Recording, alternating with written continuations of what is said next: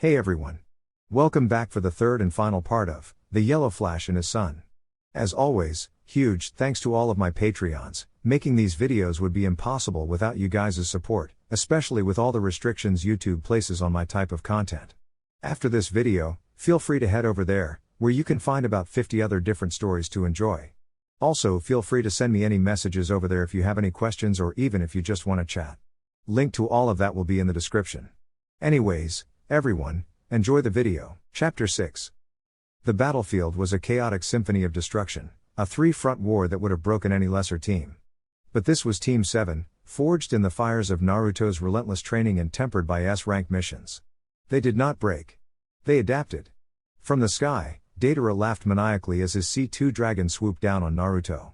Uran will be my greatest work of art. Naruto, standing on the back of the rampaging Aisabu, didn't even look up. He simply raised a hand. Kurama, he said, his voice resonating with the fox's power. Lend me a hand. A colossal arm of golden chakra erupted from Naruto's back. It was not the full avatar, but a single, controlled manifestation of its immense power. The chakra arm shot into the sky with impossible speed, faster than Deidara dragon could dive. It didn't punch the dragon, it simply opened its massive hand and grabbed the clay construct, along with its rider, out of the air. What? Impossible. Deidara shrieked, struggling within the golden grip. The chakra hand clenched. The C2 dragon and Deidara himself were crushed under the immense pressure. The resulting explosion was contained within the golden fist, a muffled thump instead of a cataclysmic blast. When the hand opened, there was nothing left but glittering dust. The artist had become a fleeting, silent firework. With the aerial threat gone, Naruto turned his attention to the beast beneath his feet. Aisabu roared, rolling in the water to try and dislodge him. Calm down, Aisabu, Naruto said, his voice soothing but firm. He knelt, placing his palm flat on the beast's massive, shelled back. I'm not here to hurt you. He poured his own chakra, intertwined with Kurama's warm, familiar presence, into the three tails. It was not an attack, but a conversation, a Jinchuriki speaking to a bijou in a language only they could understand. Aisabu's enraged thrashing slowly subsided. The massive red eye blinked, its fury replaced by a deep, ancient confusion. It recognized the chakra of the nine tails, but it also felt the warmth of the boy, a kindness it hadn't known since the Sage of Six Paths. The rampaging beast grew still, floating placidly in the water. Meanwhile, Sasuke's battle with Sasori was a dazzling display of speed and analysis. The iron sand was a deadly, shifting storm, forming massive spikes and crushing walls. But Sasuke's Sharingan saw it all. He saw the patterns, the flow of magnetism that Sasori used to control the deadly dust. Your sand is just magnetized metal, Sasuke stated, his voice cold. And lightning is the master of magnetism. Clever words, boy. Sasori's voice rasped from the Kage puppet. But they will not save you. A massive tsunami of iron sand surged towards Sasuke.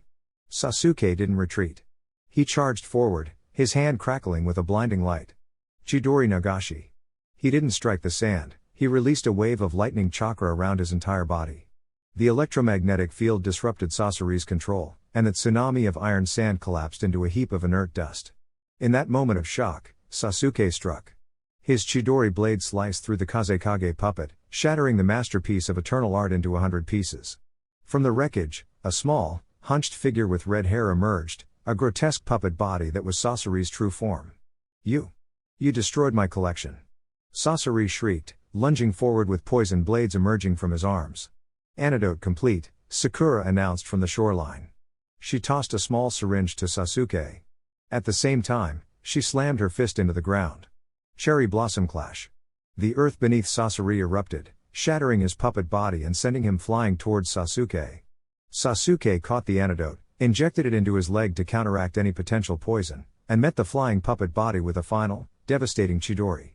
The lightning strike blew the puppet to pieces, leaving only a small, fleshy core with the Akatsuki ring still attached.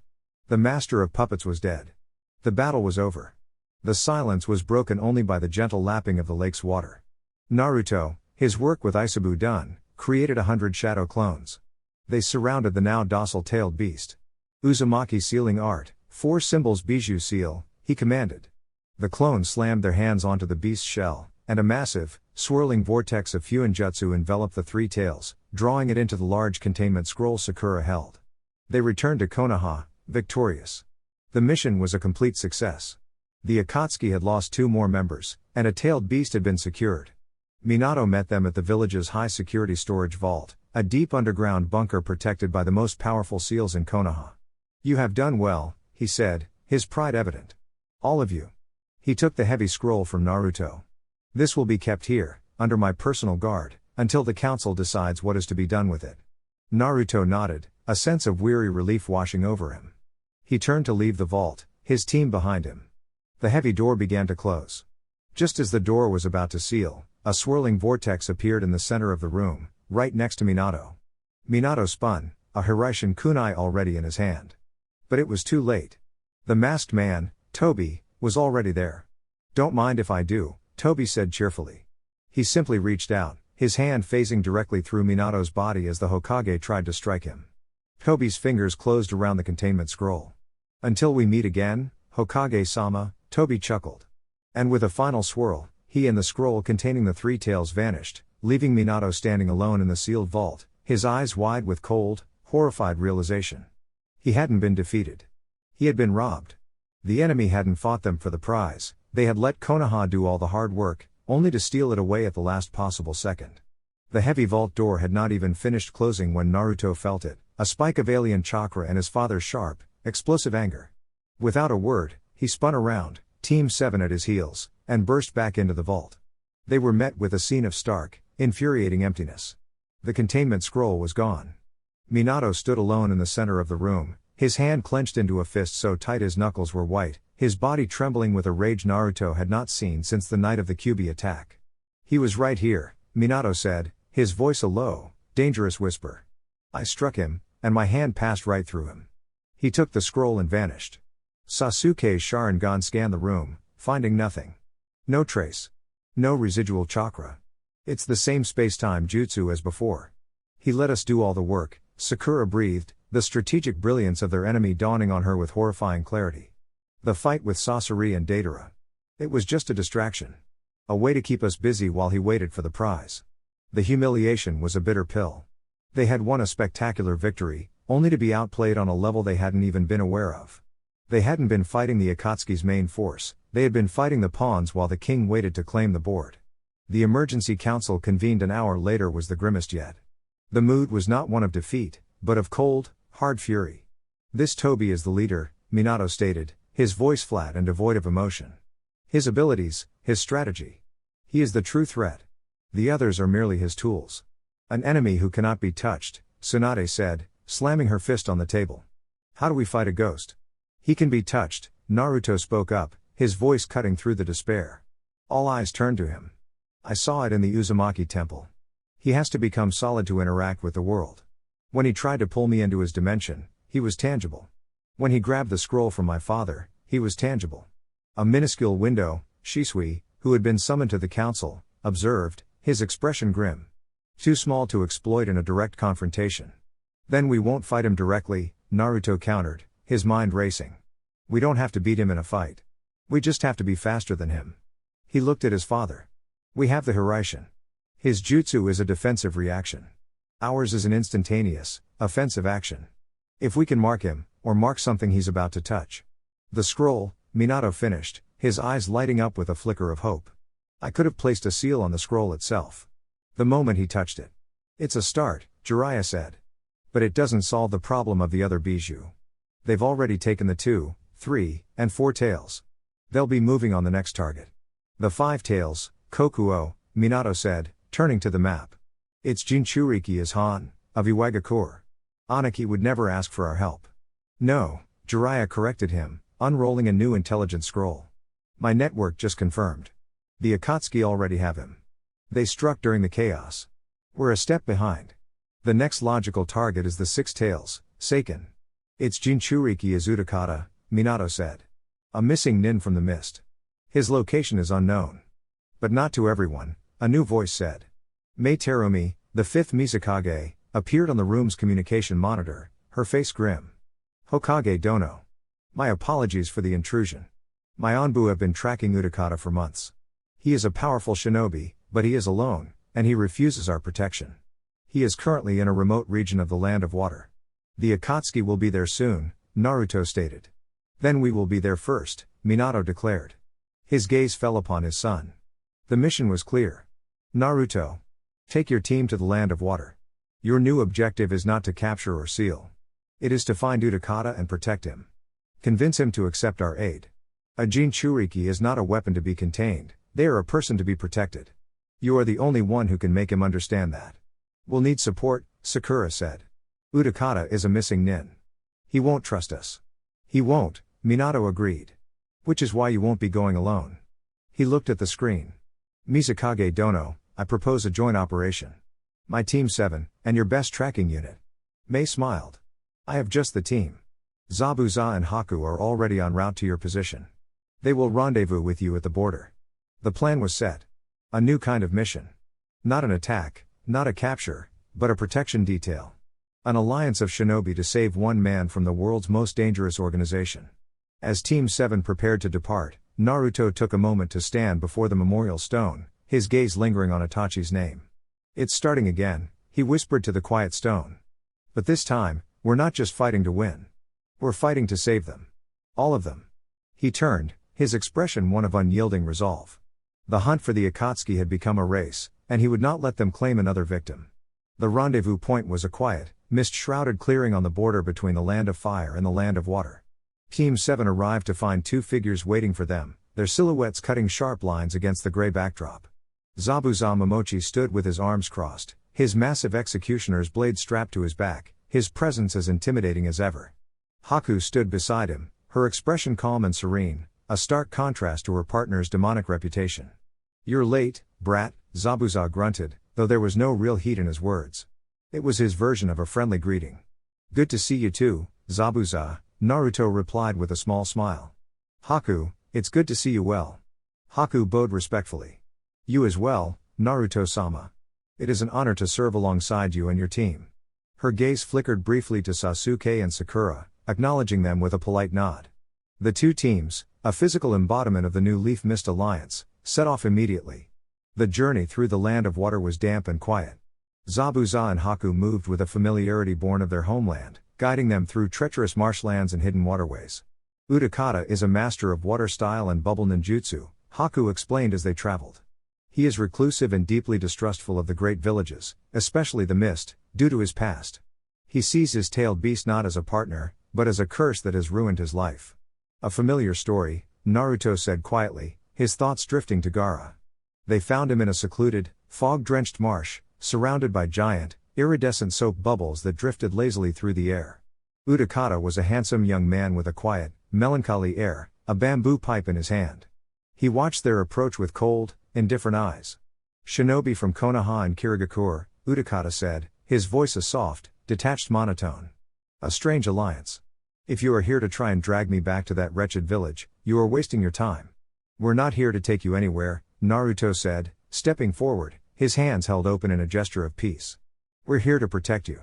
Utakata let out a short, humorless laugh. Protect me? From what? Yourselves? From the Akatsuki, Naruto said, his voice serious. They are hunting the Jinchuriki. They have already captured 5. You are their next target. Let them come, Utakata replied, turning his back on them. My fate is my own. I do not need, nor do I want, the help of the very villages that create monsters like me and then hunt them down when they are no longer useful. Is that what you think you are? Naruto asked, his voice cutting through Utakata's cynical monologue.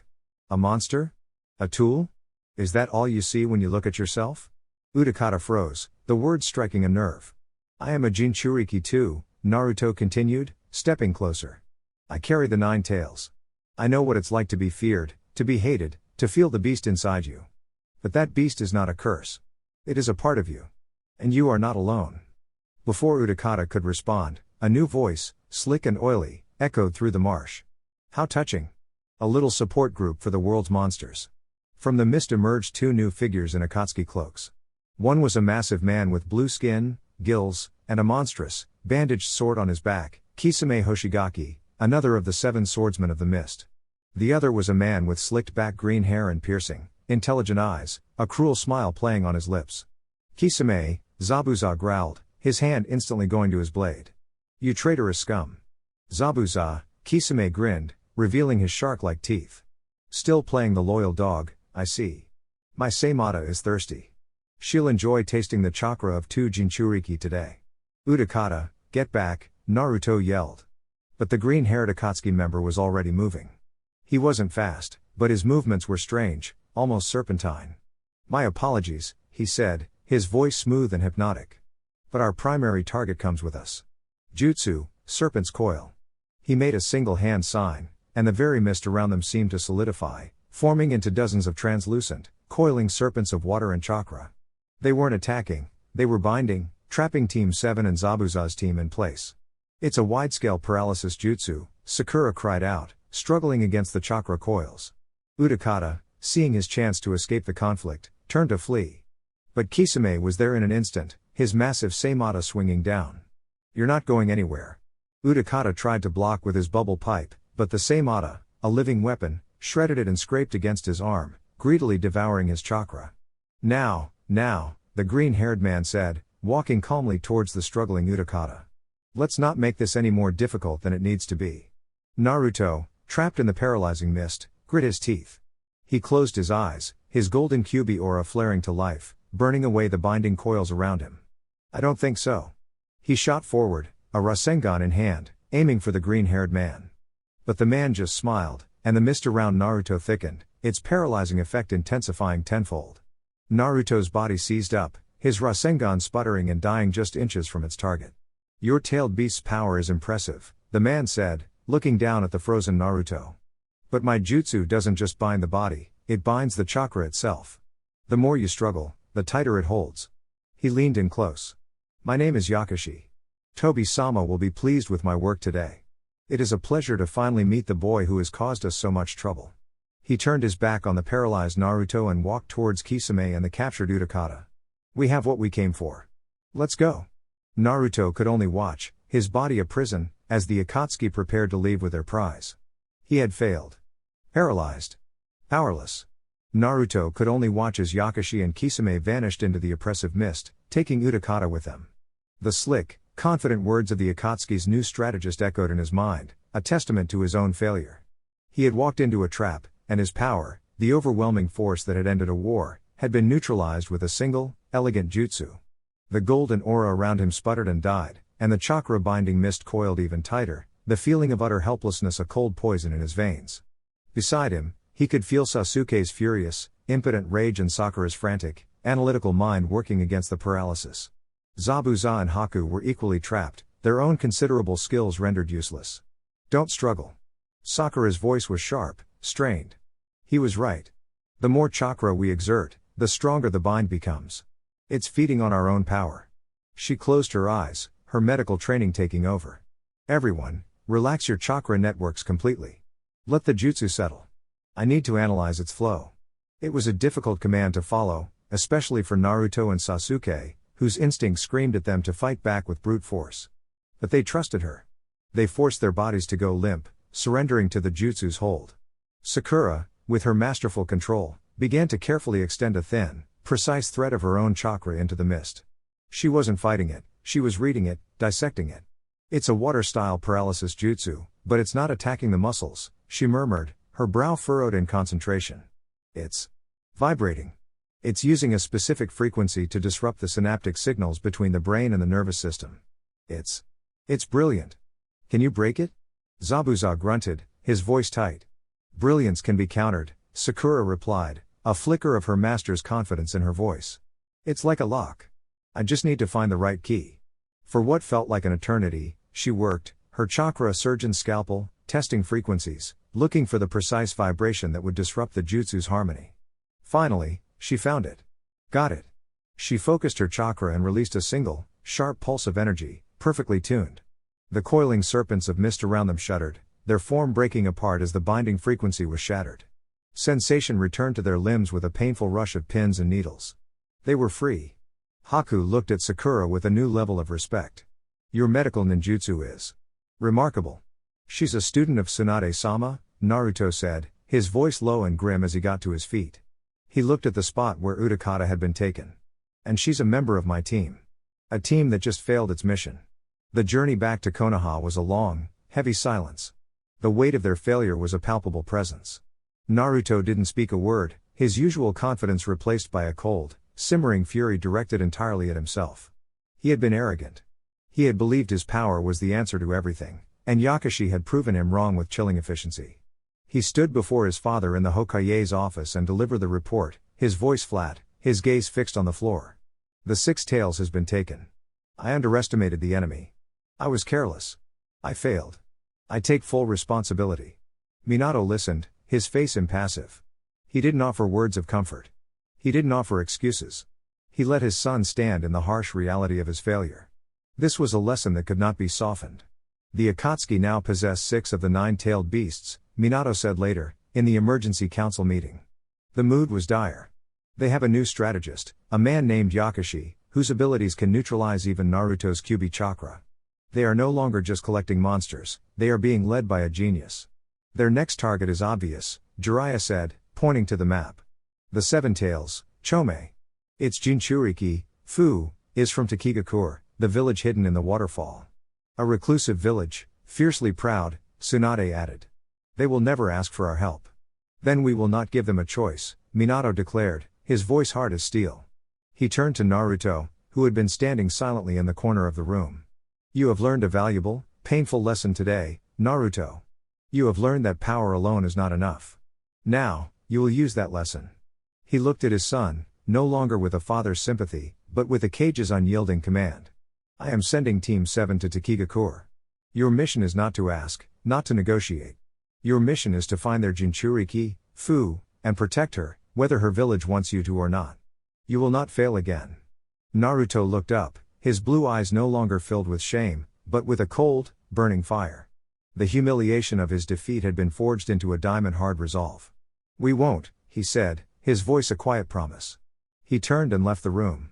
Sasuke and Sakura fell into step beside him without a word. Their failure had not broken them. It had united them.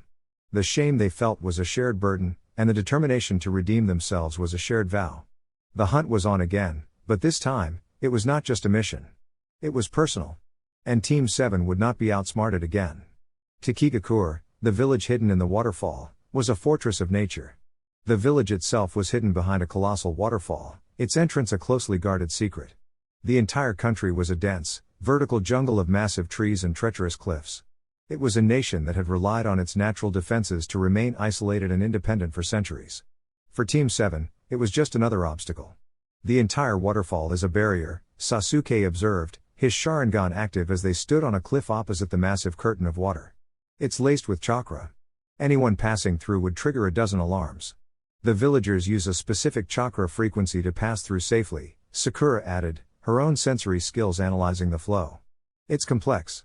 Trying to replicate it would be like trying to pick a lock in the dark. Then we won't use the door, Naruto said. He had already scattered a dozen Hiraishin kunai throughout the surrounding jungle during their approach. He placed a hand on each of his teammates' shoulders. Hold on. In a single, silent flash of yellow light, they were gone from the cliffside and reappeared in the damp, misty air behind the waterfall. They stood on a ledge overlooking the hidden village, having bypassed its legendary defense completely. They moved through the village like ghosts, their chakra suppressed, their movements silent. They found their target, Fu, the Jinchuriki of the 7 Tails, not in a guarded compound, but in the forest just outside the village, laughing as she chased a rare species of beetle. She was a young girl with mint green hair and orange eyes, her personality as bright and cheerful as the summer sky, a stark contrast to the grim, isolated Jinchuriki they had encountered before. She's happy, Sakura whispered, surprised. She doesn't know what's coming, Sasuke said, his voice grim. As they prepared to make a cautious approach, 2 figures dropped from the trees, landing between them and Fu. They wore the black cloaks and red clouds of the Akatsuki. One was a tall, gaunt man with long, stringy gray hair and eyes that were stitched shut. The other was a man of average height, his face impassive and calm, his hands held loosely at his sides. The Jinchuriki of the 7 Tails, the calm man said, his voice smooth and devoid of emotion. Our mission is almost complete. More of them, Sasuke growled, his hand instinctively going to his Chidori. Wait, Naruto commanded, his eyes narrowed. Their chakra. It's strange. The calm one's feels sharp. Like 1,000 tiny needles. The other man's feels like a whirlwind of stolen nature energy. The man with the stitched eyes, whose name was Jeong, smiled, a grotesque sight. You are perceptive, Nine Tails. I have taken the hearts of many powerful shinobi. Their elemental natures are now mine to command. The calm man, Chikara, raised his hands, and from his fingertips, dozens of razor-thin, almost invisible threads of pure chakra shot out, weaving a complex web between the trees. We will not be delayed. Chakra art, marionette's web. The threads shot forward, aiming to ensnare Team 7. At the same time, Jeong's back split open, and 4 masked creatures made of black threads emerged, just like Kakuzu's. They're a duo designed for capture and overwhelming force, Naruto analyzed instantly. Sasuke, you have the thread user. Your Chidori can sever his chakra. Sakura, support him. Analyze the web's weak points. I have the stitch freak. The battle erupted. Sasuke, a blur of motion, activated his Chidori, the lightning arcing around his body. He became a living blade, weaving through the deadly web, his lightning severing the chakra threads wherever they touched. Sakura, her mind working at top speed, cast subtle genjutsu, creating phantom threads to confuse Chikara and give Sasuke openings. Naruto faced Jeong. The 4 masked beasts unleashed a combined assault of wind, fire, earth, and water. But Naruto was ready. He entered his golden Kyuubi chakra mode, 2 massive chakra arms erupting from his back. He didn't use a Rasen shuriken. He met the elemental assault with pure, overwhelming power, his chakra arms smashing through the jutsu like they were nothing. He charged forward, a Rasengan in each hand. You're just a cheap copy of Kakuzu, he roared. He slammed the Rasengans into 2 of the masked beasts, obliterating them instantly. Team 7 was winning. They had learned from their last failure. They were a perfect, coordinated unit, dismantling their S-rank opponents with a terrifying efficiency. Fu, the Jinchuriki, watched from a distance, her cheerful demeanor gone, replaced by wide-eyed terror and awe. Sasuke finally found an opening, his Chidori spear severing the main threads connecting Chikara to his web, causing the entire construct to collapse. The attack forced Chikara back, a slight look of surprise on his impassive face. Naruto, having destroyed the last of Jeong's heart monsters, was about to deliver the final blow. And then, the world seemed to twist. A swirling vortex appeared in the middle of the battlefield. Tobi stepped out, completely unconcerned by the raging battle. My, he said in his cheerful, mocking tone. You're all making such a mess. And you've put up quite a fight. Very impressive. He didn't even look at Team 7. He simply walked towards Fu. Get away from her, Naruto roared, abandoning his attack on Jeong and flashing between Tobi and Fu with his Hiraishin. He thrust a kunai at Tobi's face. The kunai passed harmlessly through the mask. So predictable, Tobi sighed.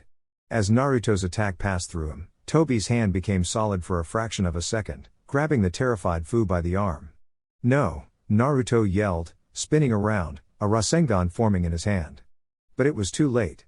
The swirling vortex enveloped Tobi and Fu, and with a final, mocking bye-bye, they were gone.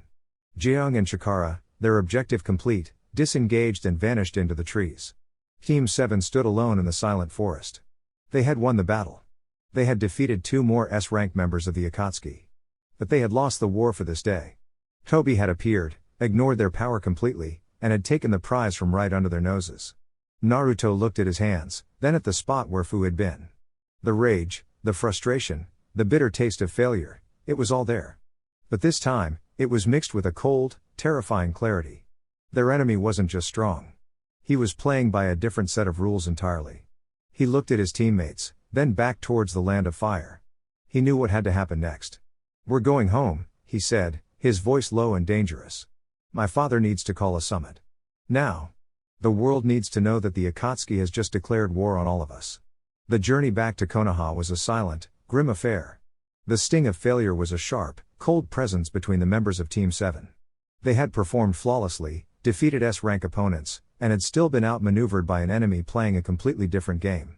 It was a humbling, infuriating lesson in the nature of power. When Naruto stood before his father and the assembled council, his report was blunt and devoid of excuses. We engaged 2 Akatsuki members. We defeated them, he stated, his voice flat. But it was a diversion. Tobi appeared at the last moment. He is intangible and can teleport himself and others. He took the 7 tails. I was unable to stop him. He bowed his head. I failed. A heavy silence filled the war room. Minato looked at his son, seeing not failure, but the harsh birth of true wisdom. You did not fail, Naruto, Minato said, his voice firm. You learned. You learn that our enemy's greatest strength is not in direct combat, but in strategy and misdirection. And now, so have we. He turned to the other leaders in the room. This changes everything. The Akatsuki are no longer just hunting the bijou, they are actively outplaying us at every turn. Their leader, Tobi, possesses a space-time ninjutsu that makes any direct defense of the remaining Jinchuriki impossible. We cannot protect them by scattering our forces. He slammed his hand on the table. I am calling an emergency 5-cage summit. In person. The time for talking through monitors is over. We will meet in the Land of Iron in 3 days. The world will face this threat together, or it will fall apart. The journey to the Land of Iron was tense. The 5 most powerful shinobi in the world, along with their elite guards, converging on one location sent ripples of anxiety across the continent. It was a powder keg waiting for a spark. They met in a stark, neutral hall, the air colder than the snow outside. The 5-cage sat at a round table, a physical representation of the world's fractured power. Minato, calm and centered, had Naruto and Shisui at his back. Ace sat with his single arm crossed, Daru and C behind him. Aniki floated just above his chair, flanked by Kurotsuchi and Akatsuki. Raza of the Sand was a silent, calculating presence, while Mei Terumi watched the proceedings with sharp, intelligent eyes. This meeting is a direct result of Konoha's aggression. Aniki began, his voice shrill, wasting no time on pleasantries. Your Jinchuriki runs rampant, toppling governments and failing to protect the very beasts you claim to be experts on. My team defeated 2 S-rank Akatsuki members, Aniki Dono. Naruto corrected him calmly from his position behind his father. We were outmaneuvered by a foe whose abilities are unlike anything we have ever seen. A foe who has already taken your Jinchuriki. A leader whose abilities are beyond anything we have ever faced, A added, his voice a low growl. He can appear anywhere, at any time. Hiding the Jinchuriki is no longer an option. The argument evolved from there, a storm of accusations and old fears. They were trapped in the same cycle of mistrust that had plagued their world for generations. Finally, Naruto stepped forward, his presence commanding a sudden, tense silence. You are all missing the point, he said, his voice quiet but ringing with an authority that belied his age. You argue about who is to blame, whose power is the greatest threat. But you are all looking at the wrong enemy. You are fighting each other, while the real threat, the Akatsuki, picks you off one by one. He looked at each cage in turn. They are not just collecting beasts. They are collecting pawns for a game we don't yet understand. We cannot win this game by playing on separate boards. We have to unite. An alliance? Aniki scoffed. With the Leaf? Never. I am not asking for an alliance to benefit the Leaf, Naruto said. I am proposing an allied shinobi forces. A single army, drawn from all 5 of our nations, under a unified command. We will gather the last 2 Jinchuriki, myself and Killer Bee, in one place. We will make us the bait. We will choose the battlefield, and we will force Tobi and his entire organization into one, final, decisive battle. We will stop playing his game and make him play ours. The proposal was audacious, radical, and utterly desperate. The cage stared at him, the sheer scale of his idea hanging in the air. Hey hey hey. A cheerful, mocking laugh echoed through the hall. A swirling vortex appeared in the center of the room, and from it stepped Tobi, his orange mask a jarring splash of color in the grim hall. Every bodyguard moved instantly, forming a protective wall around their cage. My, what a gathering, Tobi said, clapping his hands together. The 5-cage, all in one place. And you've even decided to work together. How wonderful. It saves me so much time. Tobi. Minato growled, a Hiraishin kunai appearing in his hand. Now, Hokage-sama, let's not be hasty, Tobi said, wagging a finger. I'm not here to fight. I'm here to make a formal request. He looked around the room. As you know, my organization, the Akatsuki, has been collecting the tailed beasts. We have successfully acquired 7 of them. His single eye-hole seemed to focus on Naruto. All we need are the last 2. The 8 tails and the 9 tails. Hand them over to me, and I will spare this world a great deal of pain. And what do you plan to do with them, you monster? Mei demanded. Monster? Tobi chuckled. No. I am a savior. My goal is to bring about true, lasting peace. A world without war, without hatred, without loss. He spread his arms wide. I will combine the 9 bijou back into their original form, the 10 tails. I will become its Jinchuriki, and with its power, I will cast a genjutsu on the entire world. An infinite Tsukuyomi, projected from the face of the moon itself. I will trap every living being in a perfect dream, a world where everyone gets what they desire, where no one ever has to suffer again. I will create a world of peace by my own hand. A horrified silence filled the room. The sheer, insane scale of his plan was beyond anything they could have imagined. You would enslave the entire world in an illusion? A roared. That's not peace. That's a living death. Is it? Tobi tilted his head. Is a world without pain truly so terrible? You cling to your reality of war and suffering. I am offering you salvation. He let the offer hang in the air for a moment. But I see you are not yet enlightened. His cheerful tone vanished, replaced by a cold, absolute finality. Very well. You have refused my generous offer. Therefore, I, Tobi, hereby declare the beginning of the actual Fifth Great Ninja War. He looked at Naruto, his single eye glinting with a dark promise. I will take the 8 tails and the 9 tails by force. And I will see you all on the battlefield. With a final, mocking wave, he was sucked back into the swirling vortex, vanishing without a trace. The 5 most powerful leaders in the world were left standing in a silent room, the declaration of war echoing in their ears. Their petty squabbles, their ancient rivalries, they all seemed insignificant now. They were no longer cage of separate nations. They were the last line of defense against an enemy who sought to end the world. Naruto's proposal was no longer a choice. It was their only hope. For a long moment after Tobi vanished, the only sound in the hall was the whistling of the wind outside. The 5 most powerful shinobi in the world, men and women who had commanded armies and shaped the fates of nations, were left stunned, their minds reeling from the sheer, insane audacity of the Akatsuki's plan. It was Aniki, the oldest and most stubborn of them all, who broke the silence. He didn't speak with his usual shrill arrogance. His voice was a low, weary rasp, heavy with the weight of history. Infinite Tsukuyomi. The 10 tails. He speaks of legends as if they were tools in his workshop. This is a madness that threatens to consume everything. Madness or not, the threat is real, A growled, his one good hand clenched into a fist. He has declared war on all of us. On the entire world. The animosity that had filled the room just moments before had evaporated, burned away by the chilling reality of their shared enemy. Their individual grievances, their national pride, it all seemed like petty squabbles in the face of a foe who sought to erase reality itself. All eyes turned to Naruto. His radical proposal was no longer a desperate gamble. It was their only path forward. Minato stepped forward, assuming the mantle of leadership that the room now silently offered him. Naruto's plan is our only option, he said, his voice calm and commanding. We can no longer afford to operate as separate nations. We must face this threat as one. I hereby formally propose the formation of the allied shinobi forces. The mist agrees, Mei Terumi said without hesitation. We stand with Konoha. The cloud agrees, A followed, his voice a low rumble of resolve. Raza of the Sand looked at the other leaders, his face grim. Suna was led astray by fear. We will not make that mistake again. We will fight. Finally, all eyes fell on Aniki. The old Tsuchikage looked at Naruto, then at Minato. He saw the past and the future, and he knew his time of bitter pride was over. Iwaigakur. We'll join this alliance, he conceded, the words tasting like ash in his mouth. It seems I have no choice but to trust a namikaze once again. It was done. For the first time in history, the 5 great shinobi nations were united under a single banner. We must move quickly, Minato said, taking command. The Akatsuki will not wait. We need a secure location to protect our remaining Jinchuriki. A place Tobi cannot easily find. I have such a place, A said. An island fortress in the land of lightning, constantly moving and shielded by Kumo's most powerful barrier jutsu. It is where we train our Jinchuriki to control their beasts. We call it the Turtle Island. It's perfect, Minato agreed. Naruto, you and Killer Bee will be moved there immediately. You are the heart of this army, and you are the enemy's primary target. You will remain there, training and mastering your abilities, until the final battle. He then looked at the other cage.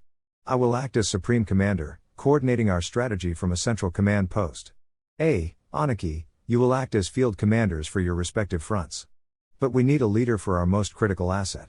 His gaze fell upon his son. Naruto will be designated as the commander of the final reserve. The ultimate trump card of the allied shinobi forces. One so young? Raza exclaimed, his voice sharp with disbelief. You would place the fate of the world, our final gambit, in the hands of this youth? He is the youth who ended your war before it began. Twice, at that. A countered, his voice a firm defense of his new ally. He has faced Tobi. He has faced me. He has the power and the mind for it. I will trust my brother's life to his command. The other Kage, remembering Naruto's actions, could only nod in agreement. It is decided, then, Minato declared. We will return to our villages and mobilize our full military strength. All forces will converge at Kumagakure, which will serve as our central staging ground. From there, we will prepare for the war to end all wars. The summit was over. The Kage and their guards departed, a new, grim unity forged between them. Naruto stood for a moment with his father, the weight of his new title settling on his shoulders. Commander of the final reserve. This is a heavy burden I have placed on you, Minato said, his voice soft, the father returning for a brief moment. It's a burden I'm ready to carry, Naruto replied, his voice steady. He thought of Itachi, of the promise he had made. He thought of his team, of Satsuki, of everyone in the village waiting for him to come home. I will protect them. I will protect this peace. Minato placed a hand on his shoulder. I know you will. As Naruto turned to leave, to begin his journey to the Turtle Island and prepare for the coming darkness, he knew that the days of his youth were officially over. He was no longer just the Hokage's son, or the hero of the leaf. He was the commander of the world's last hope, a final shield against an endless night. The mobilization of the allied shinobi forces was a grinding, deafening machine of marching armies and clattering steel. But for Naruto, the prelude to war began with a quiet goodbye. He stood with Satsuki at Training Ground 7, the place where their friendship had first taken root and blossomed into something more. The morning light filtered through the trees, casting long shadows that seemed to mirror the uncertainty of the future. Turtle Island, Satsuki said, the name sounding strange and distant on her tongue. They're really sending you away. It's the safest place for me and Killer Bee, Naruto replied, his voice calm, but his eyes held a depth of emotion he reserved only for her. Tobi can't find it. We're the Alliance's last resort.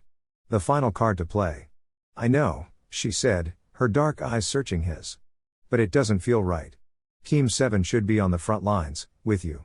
My team is needed elsewhere, he said firmly. Sasuke and Sakura are two of the strongest jonin in the village.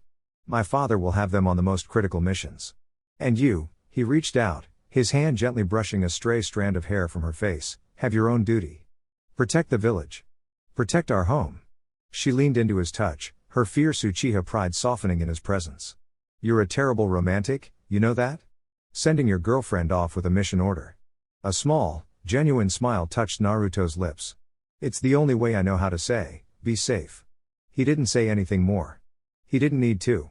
He leaned in and kissed her, a long, deep kiss filled with unspoken promises and the bittersweet taste of farewell.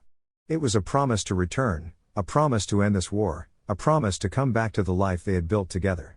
When they finally parted, he simply turned and walked away, not looking back. He knew if he did, he might not be able to leave. His next goodbye was at the Hokage Tower, with his father, Shisui, Sasuke, and Sakura. The mood was somber, the weight of the coming war a palpable presence in the room.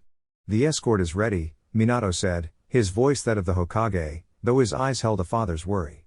A joint team of Konoha's and Kumo's finest Anbu. They will see you to the coast.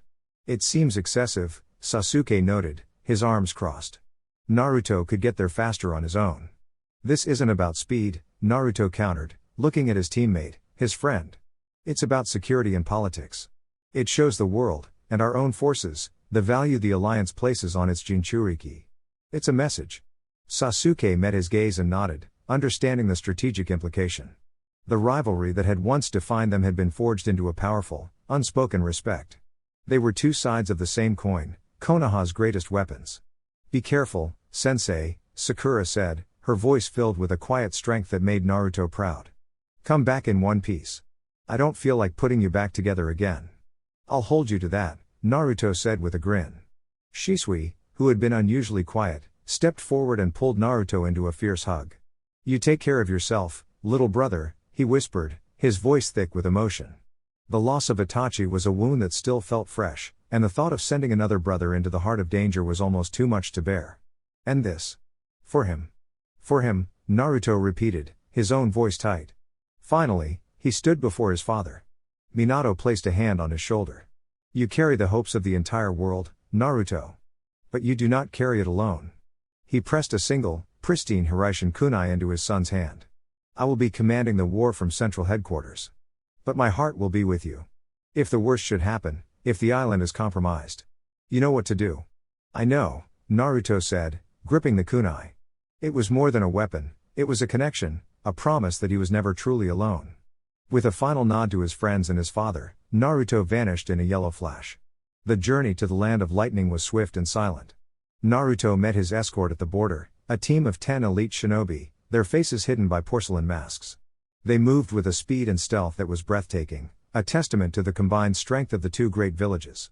He met Killer Bee on the coast, aboard a large Kumo naval vessel. The Jinchuriki of the Eight Tails was a mountain of muscle and confidence, 7 swords strapped to his back, a pair of sunglasses perched on his face. Yo, the second Flash is back in the place. Ready to put the Akatsuki in a terrible space. Be rapped, his fists bumping together. Thought you'd be taller, after the holler you made at the pass, kickin' my brother's ass. Yeah. Naruto managed a weary smile. He remembered their last encounter all too well, the clash of gods at Kaku Pass, the fury of the Reikage, and the raw power of the Eight Tails. It's good to see you again, B-san. Under better circumstances this time. San? Nah, man, we're brothers in arms, protectin' the world from future harms, B declared, slinging a massive arm around Naruto's shoulder. You and me, we're the world's ultimate tag team. We're gonna train, we're gonna bust rhymes, and we're gonna make the Akatsuki sorry they were ever born. Yeah. The Turtle Island was a marvel of ninjutsu. A colossal, living creature that swam through the sea, its location constantly shifting. Its back was a dense, self-contained ecosystem of jungles, mountains, and rivers, all shielded by a powerful barrier that made it invisible to all but those who knew it was there. As they disembarked, they were met by Motoi, a Kumo Jonin who served as the island's caretaker. Welcome, Naruto Dono, he said with a deep bow. The Reikage has instructed me to provide you with anything you need. Thank you, Motoi-san, Naruto replied. For now, we just need a place to train. The training began immediately. Their first session was in a vast clearing deep within the island's jungle. Alright, Gold Flash, let's see what you got. B announced, cracking his knuckles. Time for a warm-up, from me to you, let's see what you can do. Fool, you fool. With a roar, B was engulfed in the familiar, bubbling red chakra of a tailed beast cloak. He transformed, not into the full 8 tails, but into a perfect, controlled version 2 state, a miniature Gyuki that crackled with power. My flow is perfect, my control is tight. Let's see you match this glorious light. Naruto watched, a small smile on his face. He closed his eyes, and when he opened them, his own golden Kyuubi chakra mode flared to life, a silent, blazing sun of immense power that radiated a calm control starkly different from B's explosive energy. B's grin widened, his sunglasses glinting. Hey, there it is. The golden glow that stole the show. I saw that giant fox avatar, a truly awesome sight to see. Can you still bring out the beast in thee? Kurama's resting, Naruto said simply, a hint of amusement in his voice. For now, this is more than enough to keep up with you, B. Alright then, a battle of modes it'll be. Just you and me, a Jinchuriki jamboree, B exclaimed, settling into a fighting stance. But first, you gotta learn the ultimate technique, the one that makes all the ladies weak. The tailed beast bomb. Their training shifted. It was not a master teaching a student, but 2 masters comparing their art. Their first spar was a dazzling display of power and control. Naruto's speed and Rasengan variants clashed with B's unorthodox 7-sword style and tailed beast power. The fight ended in a draw, with both of them panting and grinning, a new level of respect between them. You're fast, Gold Flash, a real class act.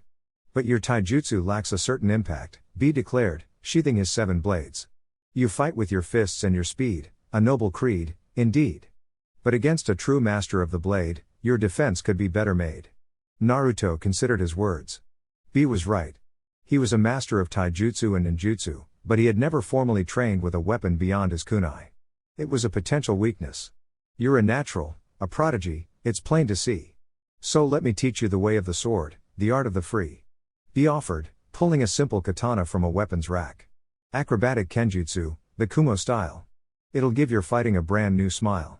Naruto took the offered blade, feeling its unfamiliar weight. I'm willing to learn. Days turned into weeks. In the quiet solitude of the Turtle Island, far from the front lines of the war, the world's last 2 Jinchuriki trained. Naruto, under B's surprisingly effective tutelage, began to learn the fundamentals of kenjutsu, his natural talent allowing him to pick up the complex stances and movements with incredible speed. They were a study in contrasts, B's loud, infectious energy and Naruto's quiet, focused intensity. But beneath the surface, they shared a deep, unspoken bond. They were the last of their kind, Two souls who carried the world's greatest burdens, and in each other, they found a strange, unexpected brotherhood. They were the Alliance's trump card, a secret weapon being sharpened in the shadows, waiting for the moment they would be unleashed upon a world at war. And when that day came, they would be ready. The flash of steel and the hum of chakra were the only sounds that disturbed the tranquility of the island's jungle. Naruto, katana in hand, moved with a newfound grace, his blade an extension of his will. He parried a wild, seven-bladed assault from Killer Bee, the clash of their swords a chaotic, rhythmic song. Your form is improving, it's true.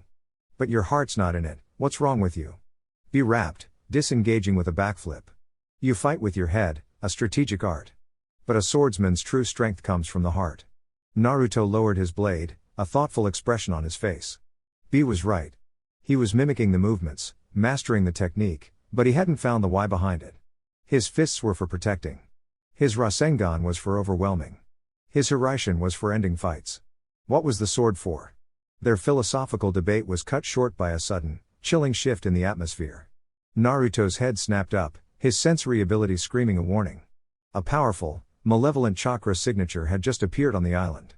It was vast, hungry, and disturbingly familiar. Company, Naruto said, his voice low and dangerous.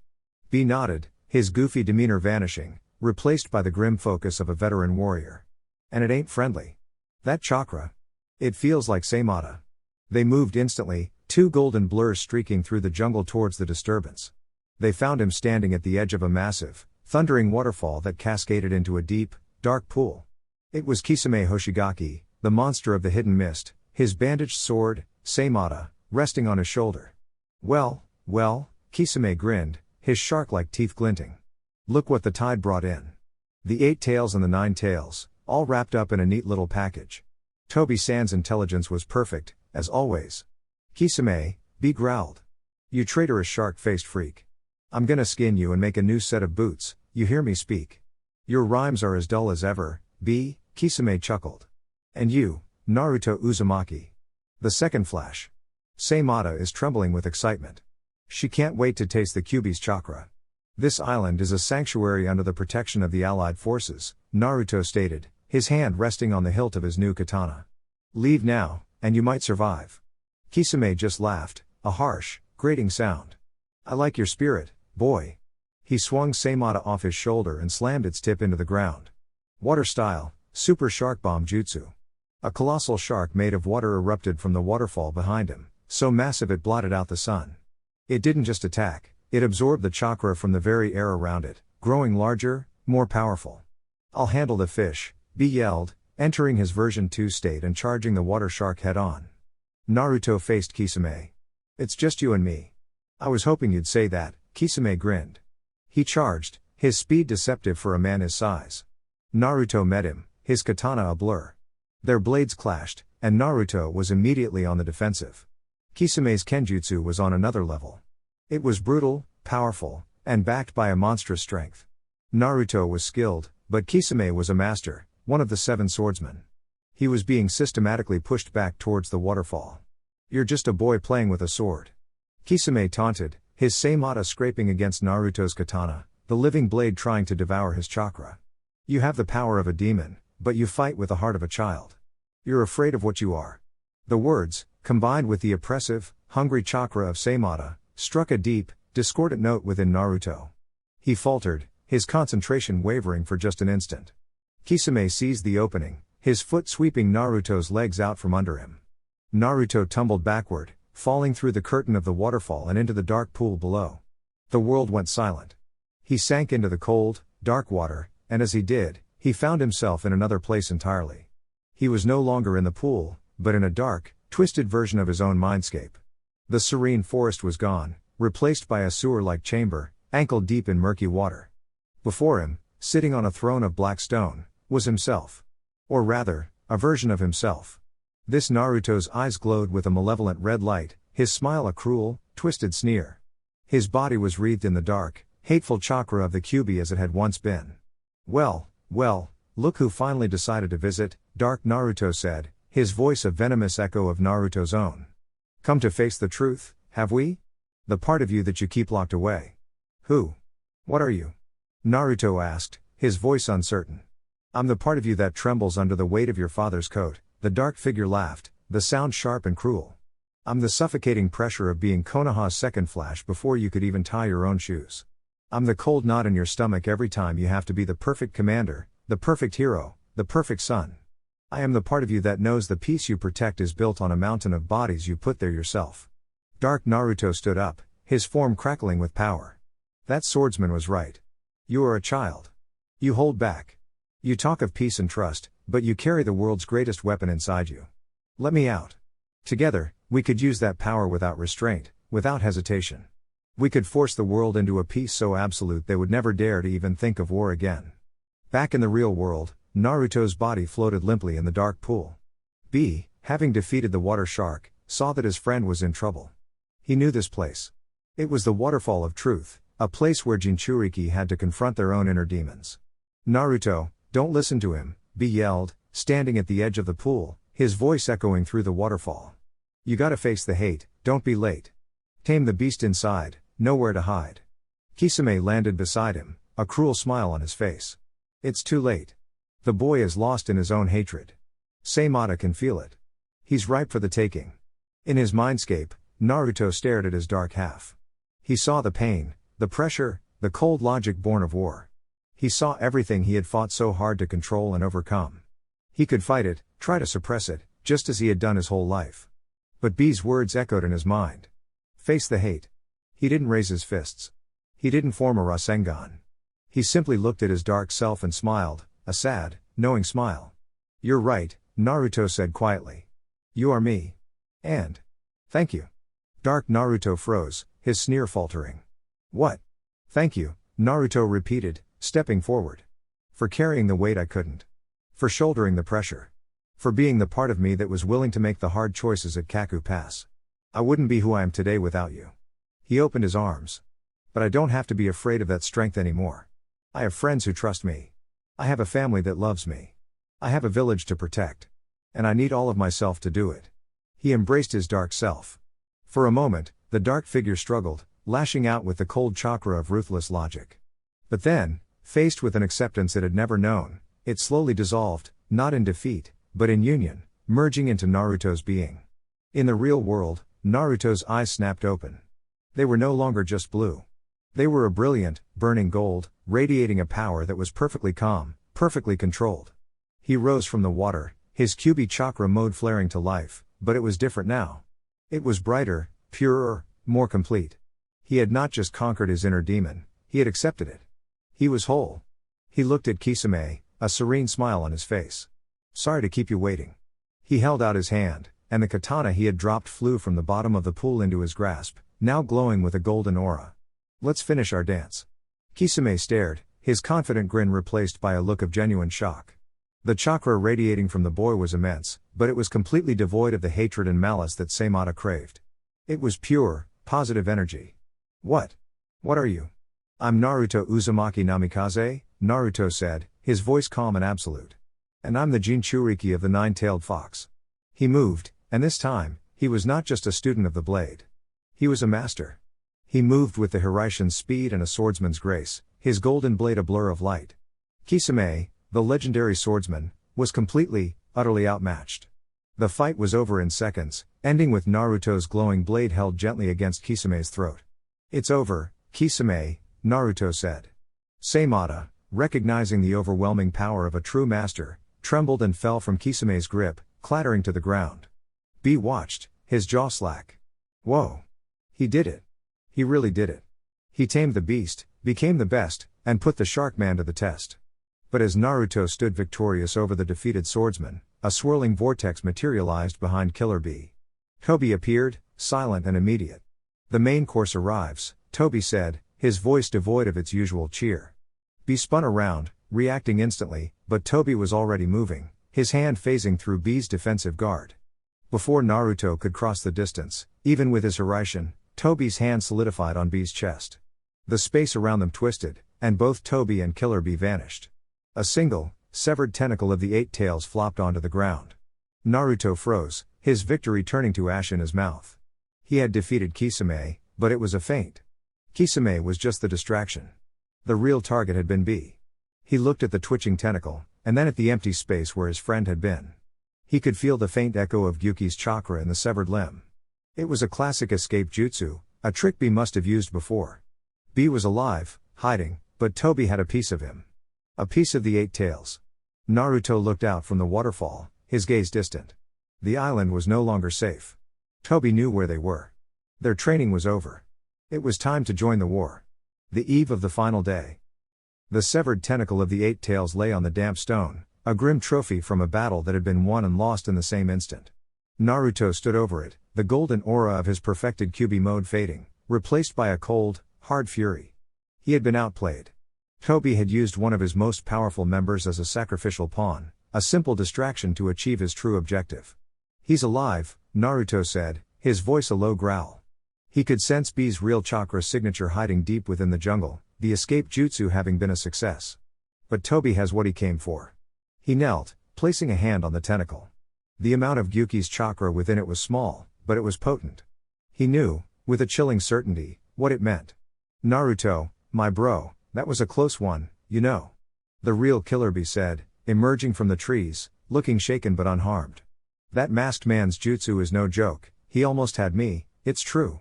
He has enough, Naruto said, his gaze distant. With this, and the Kyuubi chakra they stole from the fire temple years ago, they can begin. Begin what? B asked, his usual bravado gone. The revival of the 10 tails, Naruto answered, his voice grim. It will be incomplete, a weaker version of the real thing. But it will be enough. Enough to start the Eye of the Moon plan. He stood up, his decision made. Our time here is over. The sanctuary has been breached. He looked at the defeated Kisame, who was now bound in chakra-suppressing seals. He's our prisoner now. A valuable source of intelligence. He then turned to B. We need to contact headquarters. The war is about to enter its final stage. Using the Hiraishin kunai his father had given him, Naruto sent a coded burst of chakra across the continent. The message was received instantly in the Allied Shinobi Forces war room. Minato's face went pale as he received the report. Tobi has breached the Turtle Island's defenses, Minato announced to the assembled commanders, his voice tight with urgency. He has acquired a fragment of the Eight Tails chakra. Naruto believes he is preparing to revive the 10 tails. A wave of shock and fear washed over the room. But that's impossible, Aniki exclaimed. Without the full power of the 8 and 9 tails, the beast cannot be revived. It can be, a new voice said. Tsunade stepped forward, a grim expression on her face. Jiraiya's network uncovered information about a past Akatsuki operation at the Fire Temple. They attacked a pseudo-Jinchuriki named Sora, a boy who held a fragment of the 9 tails chakra from the night of the attack on Konoha. They extracted that chakra. It's not much, but combined with the piece of the 8 tails, it might be enough to create a nascent, unstable form of the beast. The room fell into a heavy silence. The enemy's long game had been far more intricate than they had ever imagined. Then we have no more time to waste, A declared, his voice a thunderous roar. The hiding is over. It is time to unleash our weapons. The order was given. The final phase of the war had begun. 2 days later, on the vast plains of the Land of Lightning where the bulk of the Allied forces were gathered, a ripple of excitement and hope spread through the ranks. 2 figures appeared on the horizon, walking towards the massive army. One was a golden-haired young man in a jonin vest, his presence radiating a calm, immense power. The other was the boisterous, 8-sword-wielding Jinchuriki of the cloud. Their arrival was like a bolt of lightning, electrifying the weary troops. Cries of "It's the second flash! And Killer Bee is here!" erupted from the crowd. Their secret weapons were no longer secret. They were here, on the front lines, ready to fight.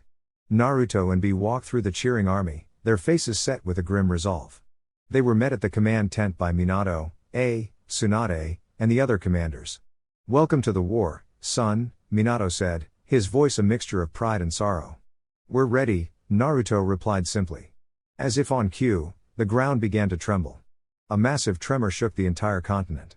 On the horizon, a colossal, grotesque shape began to rise, a twisted mockery of a tree with a single, massive eye that seemed to stare into the very soul of the world. The Geto-Mazo, the vessel of the 10 tails, had been summoned. "He's done it," Naruto whispered, feeling the immense, malevolent chakra wash over them. From atop the statue's head, Tobi's voice echoed across the battlefield, amplified by jutsu. "People of the shinobi world. Your time is at an end. Behold the beginning of a new world. A world of peace, a world of dreams. The war had reached its final, desperate climax. The battlefield was set. The players were in place. And as the allied shinobi forces stared down the monstrous form of the incomplete Ten Tails, they knew that the fate of the world rested on the shoulders of the two Jinchuriki standing at their head. The ground groaned, a deep, guttural sound that vibrated through the bones of every shinobi on the plain. The air grew thick, heavy with a chakra so malevolent and ancient it felt like drowning in an ocean of pure despair. Every eye was fixed on the horizon, on the grotesque mockery of a tree that clawed its way into the sky, its single, slit-pupiled eye gazing down upon them with cold, cosmic indifference. "So this is it, eh?" the fourth Reikage growled, the lightning crackling around him seeming like mere static in the face of the monstrous presence. The end of the world. A wave of terror washed through the 80,000-strong allied shinobi forces. Veterans who had faced down Kage and survived past wars felt their knees tremble. This was not an enemy army. This was a god of destruction, and its prophet was a masked man offering salvation through oblivion. In the command tent, Shikaku Nara stared at the tactical board, his brilliant mind struggling to comprehend a variable this immense. All strategies. Irrelevant, he muttered. How do you fight a myth? Minato Namikaze, supreme commander of the allied forces, stepped forward, his presence a calming anchor in the storm of fear. His voice, amplified by Inoiki's telepathy, cut through the panic, reaching every shinobi on the field. Do not falter. Minato's voice rang out, firm and absolute. That is not a god. It is a target. All battalions, assume battle formation. Long-range units, prepare to fire on my command. The army responded, their training overcoming their fear. 100 different actions happened at once. The sand shinobi began manipulating the earth, creating defensive walls. The mist shinobi gathered water from the air, preparing their own assault. The Leaf Saburame clan unleashed swarms of insects to act as a screen. But at the very front of the massive army, two figures stood apart. He's big and ugly, a real disgrace. Killer Bee rhymed, his voice tight but defiant. Time to put this monster in its place. Naruto said nothing. He simply stepped forward, his Kyuubi chakra mode flaring to life, a golden sun against the encroaching darkness. He looked at B, his blue eyes blazing with a fierce, unwavering resolve. Let's go, B, he said, his voice calm and clear. It's time to show them what real power looks like. The two Jinchuriki charged, two streaks of light against the tide of despair, aiming for the heart of the monster. The final battle of the Fifth Great Ninja War had begun. Their charge was the signal. The allied forces roared as one, a wave of 80,000 shinobi surging forward. The ground thundered with their advance. From the command tent, Minato watched, his face a mask of grim determination. All long-range units, fire. A storm of jutsu erupted from the alliance's ranks. Massive fireballs, spears of lightning, and colossal waves of water crashed against the Gedomazo. The statue shuddered under the onslaught but remained standing, its malevolent chakra acting as a shield. It's not enough. A Jonin commander yelled. Keep firing, Minato commanded. Keep its attention. Naruto and B reached the statue first. B, in his version 2 state, became a spinning vortex of swords and tails, crashing into one of the statue's massive legs. Naruto, a golden comet, formed a Rasen shuriken and slammed it into the creature's chest. The explosion of wind blades tore a massive gash in the statue's torso, but the wound began to bubble and reform almost instantly. It regenerates, Naruto yelled, landing beside B. Then we just gotta hit it harder, my brother from another mother. B replied. From atop the statue's head, Tobi watched them, his single eye impassive. A valiant effort, he said, his voice echoing across the field. But you are fighting the wrong enemy. He made a single hand sign. The ground before the charging allied army began to churn and break apart. From the earth emerged a tide of white, featureless figures, their bodies contorting as they rose. There were thousands of them, then tens of thousands. The white Zetsu army had arrived. The alliance's charge faltered as the wave of white bodies crashed into their front lines. The Zetsu were not strong individually, but their numbers were overwhelming, and they could perfectly mimic the chakra and appearance of any shinobi they touched, sowing chaos and distrust in the ranks. They're everywhere. A sand shinobi screamed before being overwhelmed. Do not break formation. Daru of the Cloud yelled, his black lightning cleaving through a dozen Zetsu. Fight back to back. Trust no one but the man beside you. The battlefield devolved into 1,000 smaller skirmishes. From the command tent, Minato's voice was a constant, steady presence, directing squads, identifying threats, and holding the massive army together. Shisui. The right flank is collapsing. Reinforce them. On it, Hokage-sama. Shisui Uchiha vanished from his position and reappeared on the right flank in a blur of motion. He was a whirlwind of fire and steel, his body flicker technique allowing him to be everywhere at once, a one-man army holding back a tide of Zetsu. Near the center, Team 7 fought with a devastating efficiency. Sasuke's Chidori was a spear of lightning that pierced through the Zetsu ranks, while Sakura's monstrous strength, a product of Tsunade's training, shattered the earth with every punch, sending dozens of the white creatures flying. But Tobi was not finished. From the shadows of the Geto Mazo emerged his final pawns. Jeong and Chikara, the Akatsuki duo who had escaped from Takigakure. Go, Tobi commanded. Eliminate the Hokage's son's support structure. Start with the Uchiha. The two Akatsuki members moved, their target clear, Sasuke and Sakura. Naruto, seeing them approach, moved to intercept, but the Geto Mazo lashed out with a massive arm, forcing him back. B. The statue is our priority. I got your back, you fool, B yelled, his tentacles lashing out to help parry the blow. Sasuke saw them coming. Sakura, with me, he commanded. They broke from the main battle, ready to face the duo that had nearly defeated them once before. This was their chance at redemption. The war had fractured. The Kage and their commanders fought to hold the line against an endless army. Naruto and B faced a regenerating god. And Team 7 prepared for a rematch against the Akatsuki's capture specialists. The fate of the world would be decided not in one battle, but in a dozen desperate, interlocking struggles across a field of chaos and death. This time, Sasuke said, his voice a low, dangerous hum as his Chidori crackled to life, we won't be outsmarted. He faced Chikara, the impassive thread user, while Sakura squared off against the grotesque Jeong.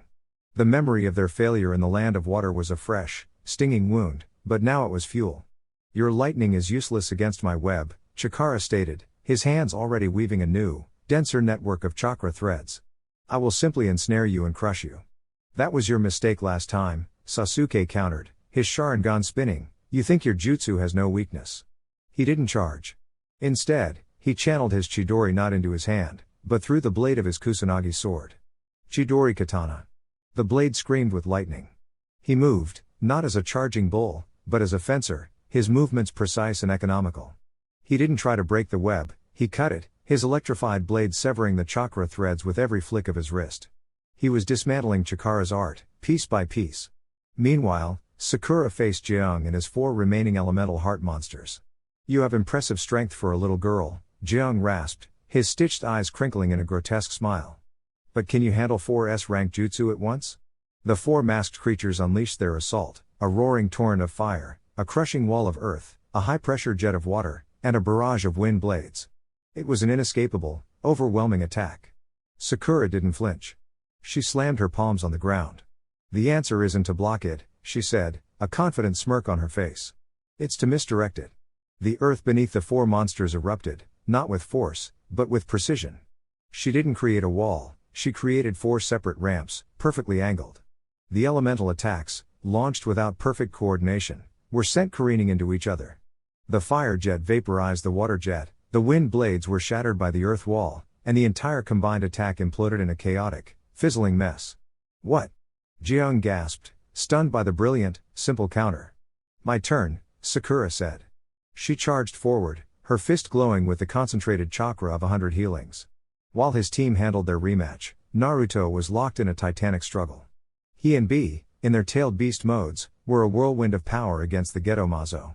Naruto, in his golden Kurama form, was a blur of speed, his massive Rasengans chipping away at the statue's defenses.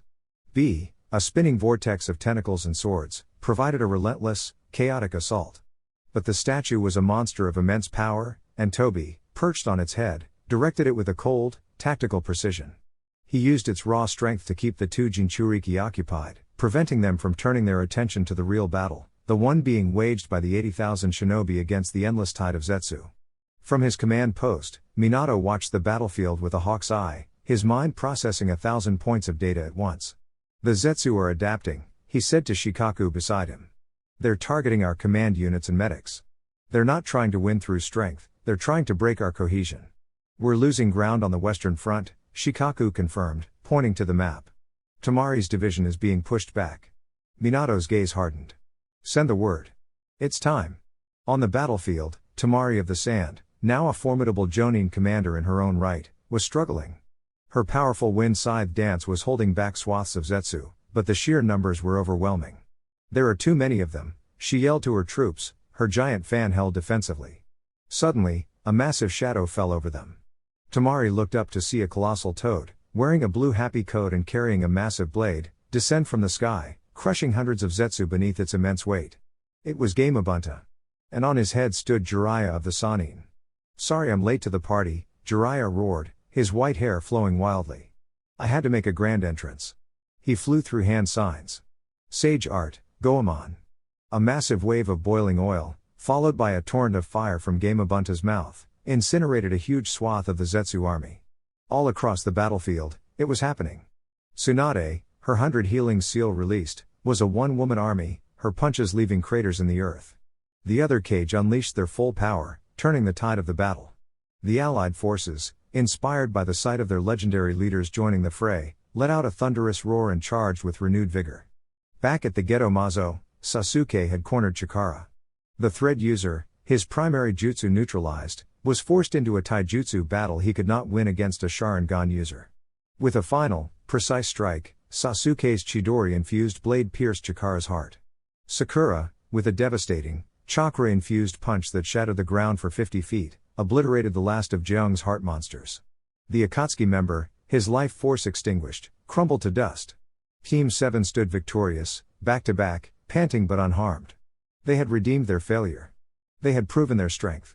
They looked towards the main battle, where Naruto and B were still locked in their struggle with the Geto Mazo. But now, the statue was beginning to change.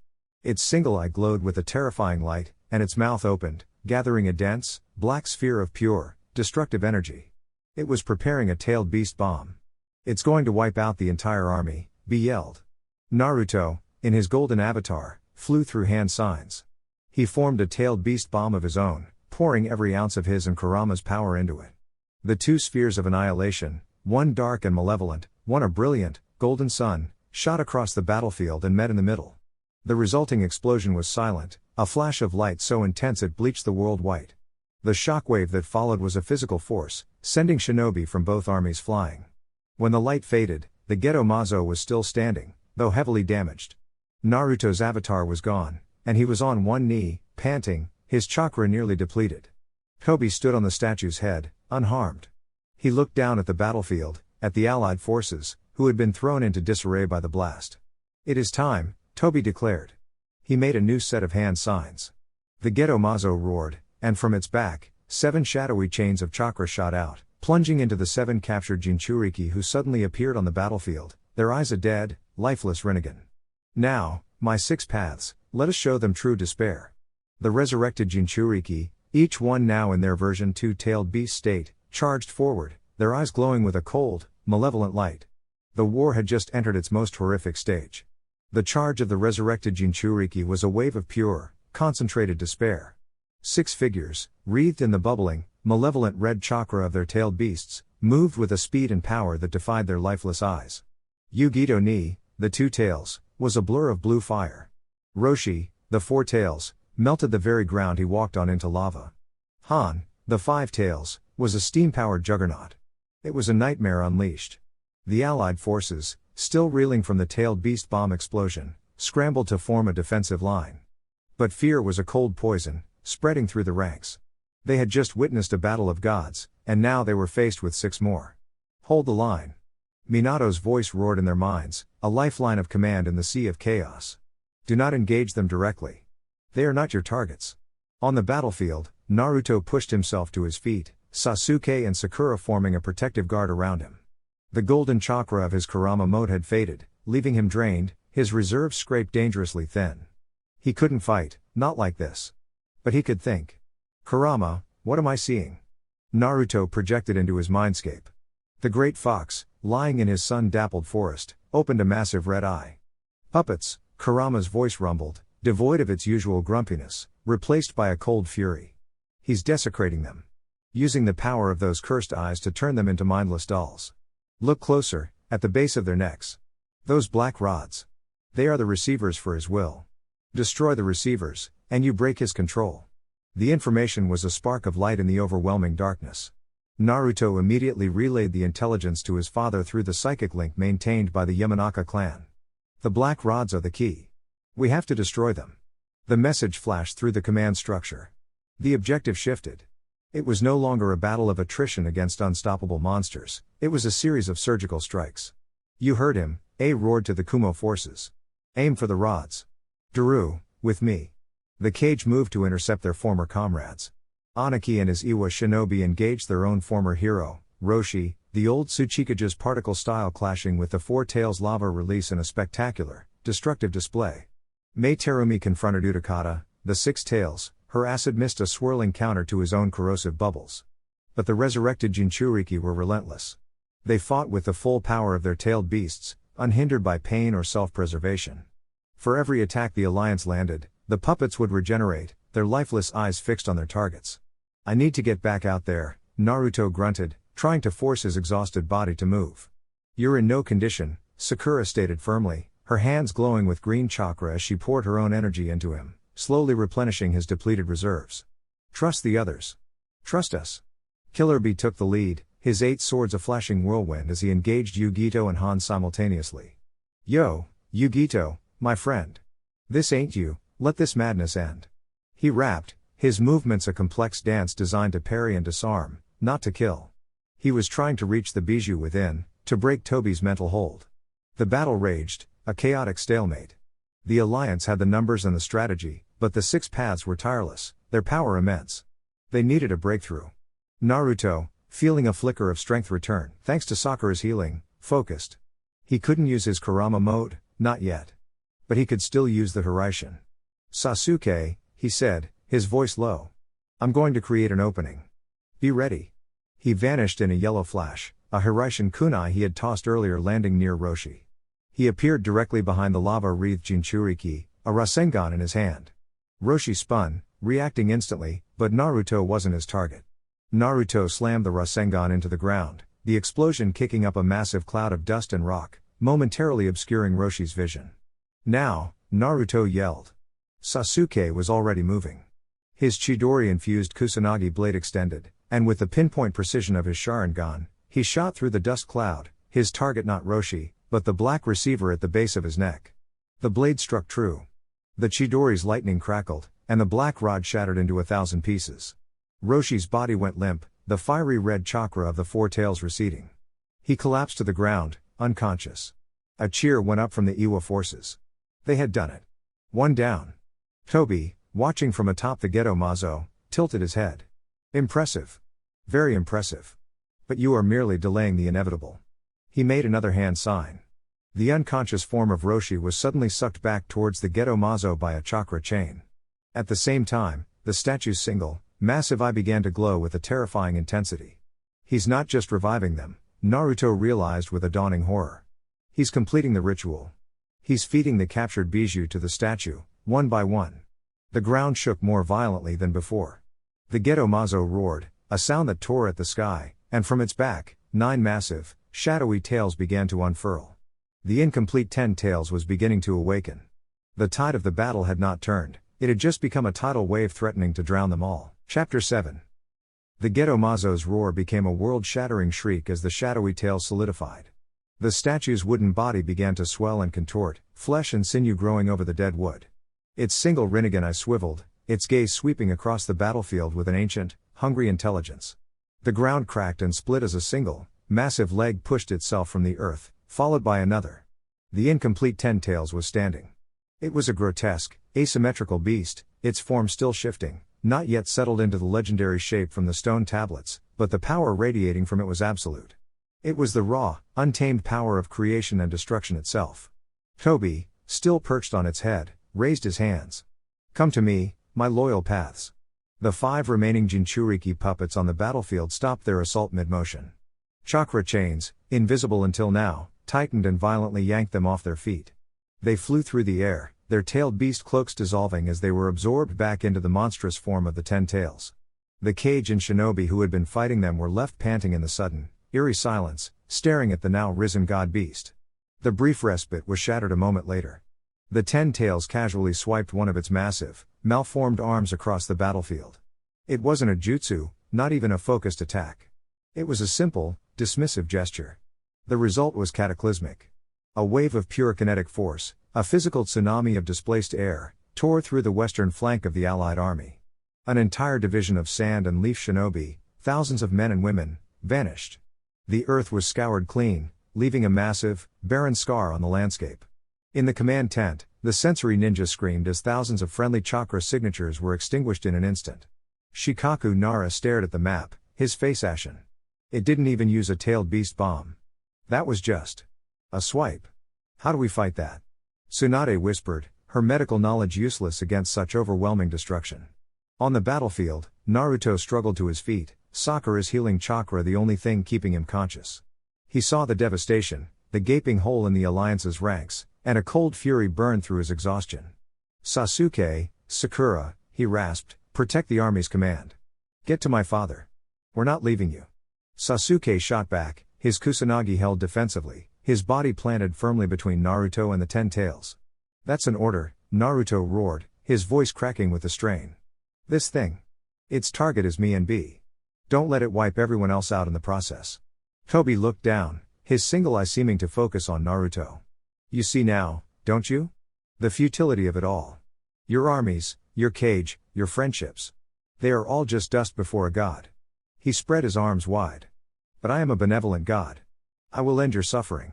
The infinite Tsukuyomi will grant you all a perfect world, free from the pain of this reality. A world where no one is truly alive is not a world worth having. Minato's voice boomed across the battlefield, amplified by Inoki's jutsu. He stood atop the command center, his white coat a beacon of defiance. Shinobi of the Allied forces. Do not listen to the words of a madman. Look at your comrades beside you. Look at the home you fight for. That is reality. That is what is worth protecting. We will not surrender our world to a coward's dream. His words were a countercurrent against the tide of fear. The shinobi looked at each other, their resolve hardening. They raised their weapons, not in fear, but in a unified roar of defiance. Naruto smiled weakly. That's my dad. He closed his eyes, sinking into his mindscape. Kurama was already standing, his 9 tails lashing, his teeth bared in a furious snarl. That thing is an abomination, the fox growled. A twisted mockery of my father's power. It is not yet complete. Its power is immense, but it is unstable, without a true consciousness to guide it beyond the will of that masked fool. Can we beat it? Naruto asked. Beat it? Kit, we are going to erase it, Kurama declared, a feral grin spreading across his face. He pressed his massive, glowing fist against Naruto's. But you are drained. You need more chakra. And I know where to get it. Naruto's eyes widened in understanding. The yin half. Your father holds my other half, Kurama confirmed. For us to face that thing at our full power, we must be whole. You must get to your father. We will reunite my chakra. And then, we will show this god what a real monster can do. Naruto's eyes snapped open. The plan was insane, a desperate gambit in the face of annihilation. But it was their only shot. He looked at Sasuke and Sakura. Change of plans. I need a path. To the command center. Now. Sasuke didn't question him. He simply nodded, his Sharingan blazing. Sakura, on me. Sakura placed a hand on Sasuke's shoulder, and his Susanoo, a skeletal warrior of purple chakra, erupted around them, shielding them. Let's go, Sasuke yelled, and the Susanoo charged, not towards the 10 tails, but through the chaotic battlefield, carving a path towards the Hokage's command post, with Naruto running in its shadow. The final gambit had begun. The charge of Sasuke's Susanoo was a desperate, defiant act against a backdrop of annihilation. The skeletal warrior of purple chakra carved a path through the Zetsu army, its ethereal blade a whirlwind of destruction.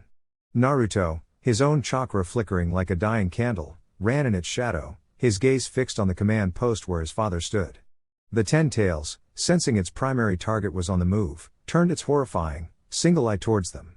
It raised a massive arm, preparing to swat the Susanoo and the boy it protected like insects. It's not going to make it, Sakura yelled, her eyes wide with terror. Even drained, Naruto was still the second flash. He threw a Hiraishin kunai over the Susanoo's head.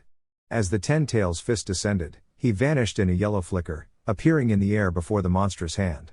He couldn't form a full Rasengan, but he could still mold chakra. With a roar, he thrust out a palm, unleashing a focused blast of wind chakra, a gale palm, that was minuscule compared to the target, but perfectly placed. It didn't stop the attack, but it deflected its trajectory by a few crucial degrees. The massive fist slammed into the earth just feet from the Susanoo, the shockwave cracking the spectral armor but leaving it intact. "Go!" Naruto yelled, landing gracefully beside them. They reached the command post moments later. Minato rushed to his son's side, his face a mask of worry. "Naruto. You're drained. We need to transfer the yin chakra now." "No, change of plans," Naruto said, his voice firm despite his exhaustion. He looked his father in the eye. "That's what he expects. It would leave you vulnerable, and this army needs its commander. There's another way." He turned to face the battlefield, to the monster that was systematically wiping out their forces. "I will hold it off." "Son, that's suicide," Minato said, his voice tight. "You can't face that thing alone." "I won't be trying to beat it," Naruto corrected him. "I'll be its dance partner. I will draw its full attention, its every attack. I will become a target it cannot hit and an obstacle it cannot ignore. That will buy you the time you need." He looked at the other Kage, who had gathered at the command post. "It will buy all of you the time you need to wipe out the Zetsu and consolidate the army. This is our best chance." The Kage stared at him, at the sheer, insane confidence of his plan. It was a gamble of epic proportions, pinning the survival of the world on one man's ability to hold back a god. A was the first to speak. "The brat held off my brother and me," he growled. "If anyone can do it, he can." Aniki, his pride long since swallowed by the terrifying reality of the situation, simply nodded. "Do what you must, boy." Minato looked at his son, at the unwavering resolve in his eyes. He saw not a reckless child, but a commander making a hard, strategic choice. He placed a hand on Naruto's shoulder. "The allied forces will put their faith in you. Don't let them down." "I won't," Naruto said. He turned to Sakura. "One last push. I need everything you've got." Sakura nodded, her own 100 healing seal glowing on her forehead. She placed her palms on Naruto's back and poured her life's reserve of chakra into him. It was a torrent of pure, healing energy. Naruto's own chakra, once a flickering ember, roared back to life, his golden Kurama mode exploding into existence, brighter and more powerful than ever before. "Thank you, Sakura," he said, turning to his team. "Sasuke, you have command of this unit. Protect everyone." Sasuke met his gaze and gave a single, sharp nod. The order was clear. The trust was absolute. Naruto turned back to the battlefield. He took a deep breath, and then he was gone, a golden flash streaking towards the 10 tails. "All right, you overgrown tree," Naruto's voice boomed across the plain, amplified by Kurama's chakra. "You wanted my attention? You've got it." He appeared directly before the 10 tails' massive eye, his Kurama avatar manifesting around him, a colossal fox of golden energy that stood as a defiant sun against the monster's darkness. The two titans faced each other, and the real battle began. What followed was a masterclass in ninjutsu. Naruto didn't try to match the 10 tails' raw power, he matched its every move with speed and precision. The beast fired a tailed beast bomb, and Naruto used Hiraishin to teleport a dozen massive Rasengans to intercept and detonate it prematurely. It swiped with its arms, and Naruto's avatar would vanish, reappearing on its back to sever a chakra point with a Rasen shuriken. He was a phantom, a gnat, a god of his own, leading the clumsy, powerful beast on a merry chase across the devastated landscape. Freed from the 10 tails' direct assault, the allied forces, led by the Kage, turned their full might on the Zetsu army. The tide of the ground war shifted dramatically. Squads moved with renewed purpose, systematically eliminating the white clones, their morale soaring as they watched the golden fox dance circles around the world-ending monster. Tobi, perched on the 10 tails' head, grew increasingly frustrated. His plan was stalling. Naruto was an unbreakable, untouchable shield, and his army of pawns was being dismantled. He couldn't control the 10 tails with enough finesse to land a decisive blow. He realized, with a surge of cold fury, that there was only one path left to victory. He had to become one with the beast. He looked down at the golden avatar, which was currently holding the 10 tails' jaws open with 6 massive chakra arms. "You don't make this easy for me, do you, old friend?" Tobi said, his voice quiet, almost conversational, a stark contrast to the roaring chaos around them. From within the avatar, Naruto heard the words, and a small, sad, knowing smile touched his lips. It was a flicker, a momentary shift in his expression that no one else could see. He knew. He had known for a long time. Tobi made a final hand sign, and the very air around him seemed to warp. He wasn't merging with the beast, he was preparing to consume it. A complex sealing array, a twisted version of the Sage of Six Paths' own technique, spread across his back. Chakra chains erupted from his body, lancing into the colossal form of the 10 tails, which let out a final, agonized roar as it was forcibly dragged towards the single, small figure. "He's sealing it," Minato yelled from the command post, his voice tight with horrified recognition. "He's making himself its Jinchuriki." The process was violent and swift. The monstrous form of the 10 tails dissolved into an apocalyptic torrent of pure, malevolent chakra, all of it funneling into Tobi's body. The masked man was engulfed in a blinding sphere of white light. For a moment, the battlefield fell silent, the Allied forces staring in stunned terror at the cataclysmic event unfolding before them. When the light faded, a new figure hovered where Tobi had been. He was no longer the man in an Akatsuki cloak. He was a being of ethereal, terrifying power. His hair was a stark, ghostly white, and 2 short horns protruded from his forehead. He wore flowing white robes, and floating behind him in a halo were 9 black, baseball-sized orbs, the truth-seeking orbs, capable of negating any ninjutsu. In his hand, he held a long black staff, the shakujo of the Sage of 6 Paths. His familiar orange mask had cracked and reformed, its spiral pattern now a stark white with a design resembling the Rinnegan, a divine and terrifying visage that completely hid his identity. He had become the Sage of 6 Paths. A false god, born of stolen power and a twisted ideology. "It is done," the new being's voice echoed, no longer the cheerful mockery of Tobi, but a calm, divine, and utterly detached monotone that held the weight of a god. "The world will now be saved." He raised his black staff, and the truth-seeking orbs behind him shifted, morphing into shields, spears, and blades at his silent command. The power radiating from him was on a completely different scale.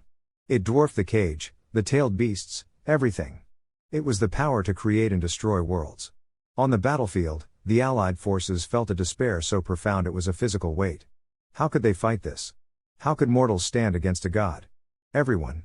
Naruto's voice cut through the silence, amplified by Kurama's chakra, a single point of golden light in the overwhelming darkness. He stood before them, his Kurama avatar flaring back to life, a defiant fox of golden energy facing down the new sage. "This is my fight now. Get everyone back. Protect the wounded.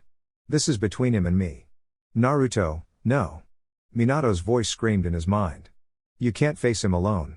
His power is absolute." "He's right, Kit," Kurama's voice rumbled in his mindscape. "His power is that of my father. But it is incomplete. It is a stolen, hollow power. We are the other half of that coin. We are the only ones who can face him." Naruto looked at the being floating in the sky. He saw not a god, but a man hiding behind a stolen legend. A friend who had lost his way. "So," Naruto called out, his voice ringing with a calm strength that defied the impossible odds. "It's finally come to this." The false sage looked down at him, his expression hidden, but Naruto could feel the immense, ancient sadness emanating from him. "It has," the sage replied. "Let us end this, Naruto." The 2 figures, one a golden sun of hope and bonds, the other a pale moon of stolen power and forced peace, faced each other across a shattered world. The final battle, the clash that would decide the fate of reality itself, was about to begin. A command, silent and absolute, rippled through the Allied shinobi forces from their Hokage. They began to pull back, a slow, disciplined retreat, leaving a vast, empty stage for the 2 demigods. From the relative safety of the command post, every cage, every commander, watched through telescopes and the eyes of the Hyuga, their hearts pounding in their chests. They were spectators to the end of the world. The false sage moved first. It was not a grand, dramatic gesture. He simply pointed his black staff at Naruto. One of the 10 truth-seeking orbs floating behind him, a sphere of absolute nothingness, shot forward. It moved without sound, without friction, a perfect projectile of pure annihilation. From within his golden avatar, Naruto reacted instantly. A tailed beast bomb, dense and powerful, formed in the Kurama avatar's maw and fired. The 2 attacks met in the center of the desolate plain. There was no explosion. The truth-seeking orb simply touched the tailed beast bomb, and the massive sphere of destructive chakra vanished, negated, erased from existence as if it had never been. A cold dread washed over the watching army. Ninjutsu was useless. "You see now," the sage's detached voice echoed. "Your power, your anger, your hope. It is all meaningless before me." Another orb shot forward, this time aimed at the avatar itself. Naruto used Hiraishin, teleporting the entire colossal form 100 meters to the left, but the orb changed direction mid-flight, homing in on his chakra. "It can track us." Naruto realized. He was forced to meet it. The Kurama avatar raised a massive golden arm to block. The moment the orb touched the chakra construct, the arm dissolved, disintegrating into nothing. The absolute defense of the Kyuubi's chakra was nullified. The avatar flickered and vanished, leaving Naruto standing alone on the scarred earth. "You have given up," the sage stated, not as a question, but as a final judgment. "No," Naruto said, his voice quiet. He closed his eyes. "I'm just getting started." A new power began to radiate from him, an energy that felt ancient, primal, and deeply connected to the world itself. Orange pigmentation, the mark of a true sage, spread around his eyes. His golden Kyuubi chakra mode intensified, and over it, a second, translucent cloak of flame-like chakra appeared, the manifestation of perfect sage mode. He had done what no one, not even Jiraiya, had thought possible. He had perfectly merged the power of a tailed beast with the natural energy of the world. He was no longer just a Jinchuriki. He was a force of nature. In the command tent, Jiraiya's jaw hit the floor. No way. Perfect sage mode. In perfect harmony with the Kyuubi. The boy. He surpassed us all. The false sage tilted his masked head, a flicker of what might have been curiosity in his posture. Senjutsu? A clever trick. But it will not save you. He sent 2 more orbs streaking towards Naruto. Naruto didn't form a jutsu. He drew the katana B had given him, and it ignited with the golden flame of his new power. Then, he vanished. He appeared in a yellow flash to the left of the first orb. His Hiraishin was no longer just for him, it was for his attacks. His sword swing, infused with natural energy, was not a simple cut, but a tangible arc of golden light. He didn't try to destroy the orb, he parried it, the senjutsu-infused blade striking the sphere of nothingness and sending it careening off into a distant mountain, which promptly dissolved. He flashed again, appearing above the second orb, his leg coming down in a devastating axe kick, a simple taijutsu move amplified by sage mode to the level of an S-rank jutsu. The kick connected, and the second orb was blasted into the ground, leaving a deep, glassy crater. The entire allied army stared in stunned silence. He was fighting the black orbs. He was winning. "He's not using ninjutsu," Sasuke breathed from his position on the ground, his Sharingan struggling to keep up with the golden flashes. "It's pure senjutsu. Natural energy. The orbs can't negate it." The battle became a dazzling, impossible dance. Naruto was a phantom, a golden comet leaving trails of light across the battlefield. He used his Hiraishin not just to move his body, but to teleport his sword, his fists, his very movements. A blade would be thrown, only for him to appear beside it mid-flight, altering its trajectory to strike from an impossible angle. He was a master swordsman and a taijutsu god, his every move amplified by sage mode, his every position dictated by the Hiraishin. The false sage, for the first time, was forced onto the defensive. He used his truth-seeking orbs to form a shield, but Naruto's senjutsu-infused attacks, while not destroying the orbs, could push them back, break their formation. The god was being hounded by a mortal who refused to play by his rules. With a final, explosive burst of speed, Naruto appeared directly before the sage, his golden katana arcing towards the white mask. The sage brought his black staff up to block, and the 2 weapons met. The staff, an artifact of the Sage of Six Paths himself, cracked. A hairline fracture, barely visible, but it was there. Naruto was pushed back by the force, landing lightly on his feet 100 yards away. The false sage looked at the crack in his staff, then at the boy standing before him, a golden son of defiance. The impassive mask betrayed nothing, but for the first time, the world felt a flicker of uncertainty from the self-proclaimed god. Sage mode. And Hiraishin, the sage's voice echoed, the detached monotone now holding a new, unreadable inflection. "You continue to exceed expectations, Naruto." The first round was over. The board was reset. And the world watched, breathless, as the golden fox prepared for his next move against the pale moon. The sage's compliment hung in the air, a cold, detached observation in the eye of the storm. The brief respite was over. The false god raised his cracked staff, and the 7 remaining truth-seeking orbs behind him responded, not as individual projectiles, but as a unified whole. They flattened and expanded, linking together to form a massive, flexible black shield before him. "You have proven that a single orb can be deflected," the sage's voice echoed, devoid of inflection. "Let us see how you fare against the sword of Nunoboko, a shield that contains the power to reshape the world." The black shield rippled and then shot forward, not as a projectile, but as an expanding wall of absolute negation, threatening to swallow the entire battlefield. It moved with an unnatural speed, erasing the very ground it passed over. From the command post, the Hyuga scouts screamed warnings. "It's not an attack. It's a wave of erasure. Anything it touches vanishes." Naruto, fall back, Minato yelled into the psychic link, his voice laced with a father's terror. But Naruto stood his ground. The orange pigmentation around his eyes deepened, and the golden cloak of his sage Kyuubi mode blazed with renewed intensity. He knew this was a form he couldn't maintain indefinitely. The perfect balance of Kurama's immense chakra and the planet's natural energy was a monumental strain. He had been saving it, waiting for a moment like this, a moment when nothing else would suffice. "Kit, this will drain you completely," Kurama warned from within. "It's our only choice," Naruto sent back, his resolve absolute. He slammed his palms together. Sage art, Hiraishin heavenly step. This was a new power, a technique born from years of secret training. He wasn't just teleporting to his markers anymore. Infused with Senjutsu, he was momentarily teleporting the space between his markers, folding the battlefield like a piece of paper. In a series of 100 golden flashes, so fast they appeared as a single, sustained streak of light, he moved.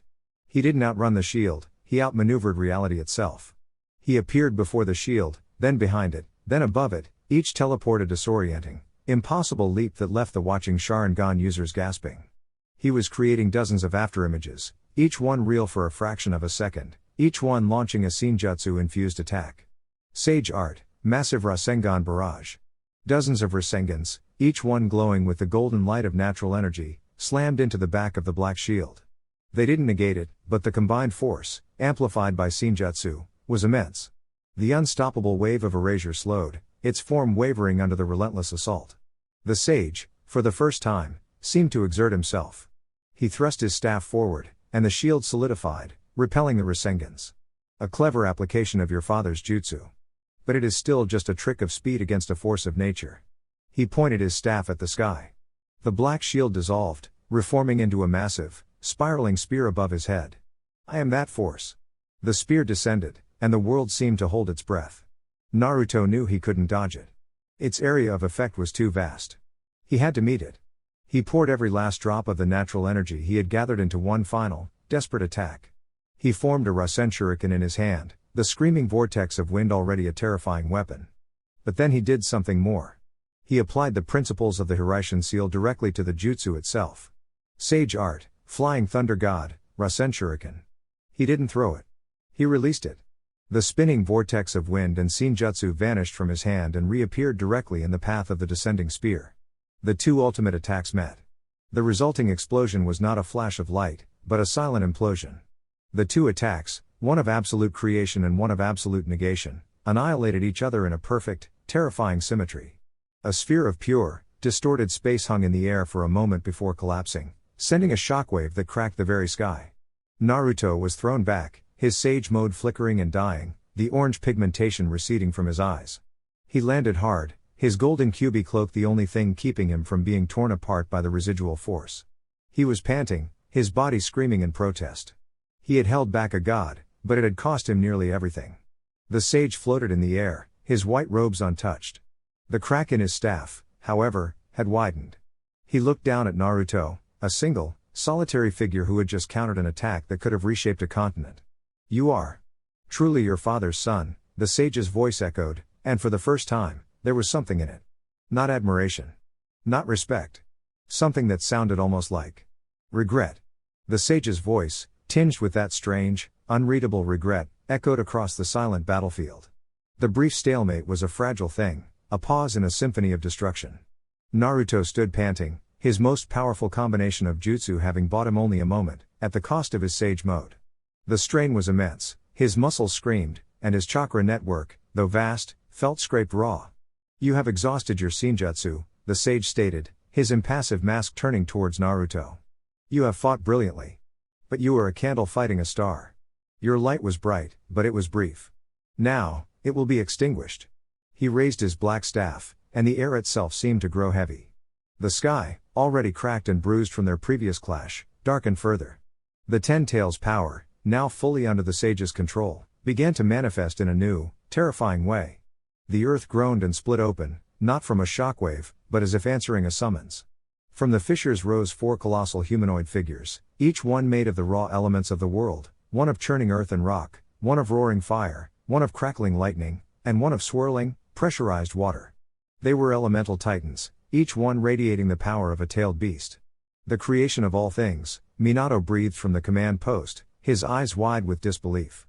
He's using yin-yang release to give form to his imagination. He's creating his own army. The 4 elemental titans turned their blank faces towards the allied forces, who had begun to advance again, hoping to support Naruto. The titans charged, their steps shaking the world. "This is not your fight," Naruto yelled, forcing himself to stand straight. He began to gather what little chakra he had left. "He's right," a voice said, and a yellow flash appeared beside Naruto. It was Minato. He placed a hand on his son's shoulder, a steadying, calming presence. "It's not your fight. Not alone." Another flash, and Shisui was on his other side, his tanto drawn. Then came the other Kage, teleported across the battlefield by Minato's Hiraishin markers, which he had been scattering amongst his retreating troops. His one arm crackling with lightning. Aniki, floating with a grim determination. Mei, her expression a mask of cold fury. They stood in a line beside Naruto, a wall of the world's strongest shinobi facing down the elemental apocalypse. "You cannot win," the sage stated, his voice holding a hint of what might have been disappointment. "Your era is over." "Our era is not defined by one man," A roared back. "It is defined by our will. And our will is to protect our people." He shot forward, a bolt of lightning aimed at the lightning titan. "The arrogance of youth is matched only by the stubbornness of old age," Aniki shouted, flying towards the earth titan. Particle style, atomic dismantling jutsu. Mei and Jiraiya, who had been teleported in with Gamabunta, engaged the water and fire titans, respectively. The battlefield erupted into a new war, a clash of Kage against monsters born from a god's imagination. Minato turned to his son. "Naruto. Rest. Gather your strength. We will hold the line. This is our duty as Kage." He gave Naruto a quick, proud smile. "You created the opening. Now let us widen the breach." With a final yellow flash, Minato was gone, appearing in the thick of the battle, his Hiraishin kunai a storm of teleporting death amongst the raging battle, coordinating the larger battle while the other Kage fought the titans. Naruto watched them, his heart swelling with a fierce pride. He watched his father, the legendary Yellow Flash, move with a grace and speed that was still breathtaking. He watched the proud Raikage, put his life on the line. He watched Aniki, a man whose village he had threatened, now fighting to protect the world. This was what it meant to be a Kage. It wasn't about power or titles. It was about standing as a shield for others, even when faced with impossible odds. "This is our best chance," he had told them. But he had been wrong. He had been thinking like a weapon, a single, powerful tool to be wielded. They were thinking like leaders. Like protectors. A new strength, born not from Senjutsu or a tailed beast, but from a profound, burning love for the people fighting beside him, surged through Naruto. He closed his eyes. "Kurama. One more time. All of it.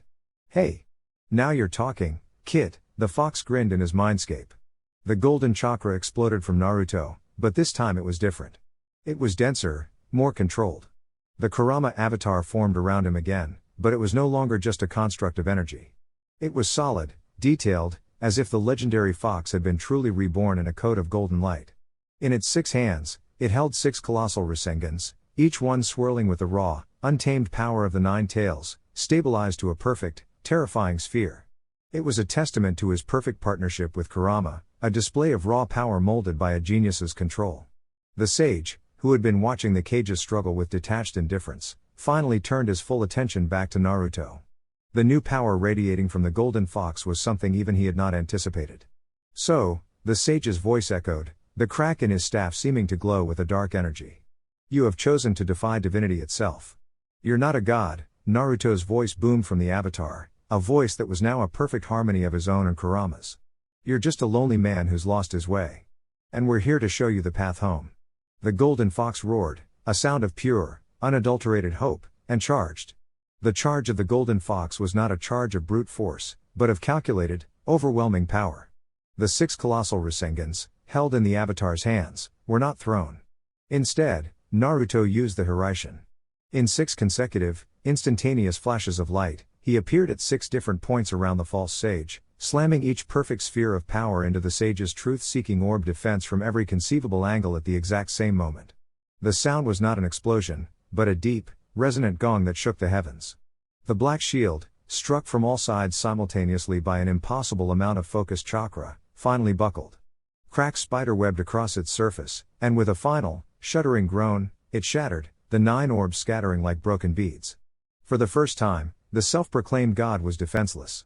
The allied forces let out a single, unified roar of triumph. They had seen it.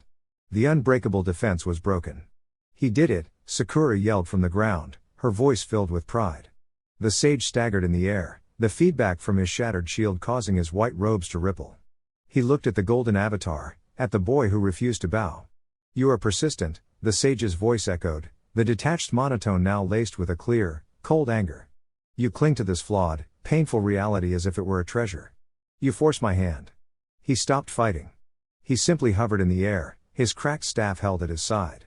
He looked down at the battlefield, at the cage fighting his elemental titans, at the thousands of shinobi battling the Zetsu, at the golden fox that stood as a defiant sun against him.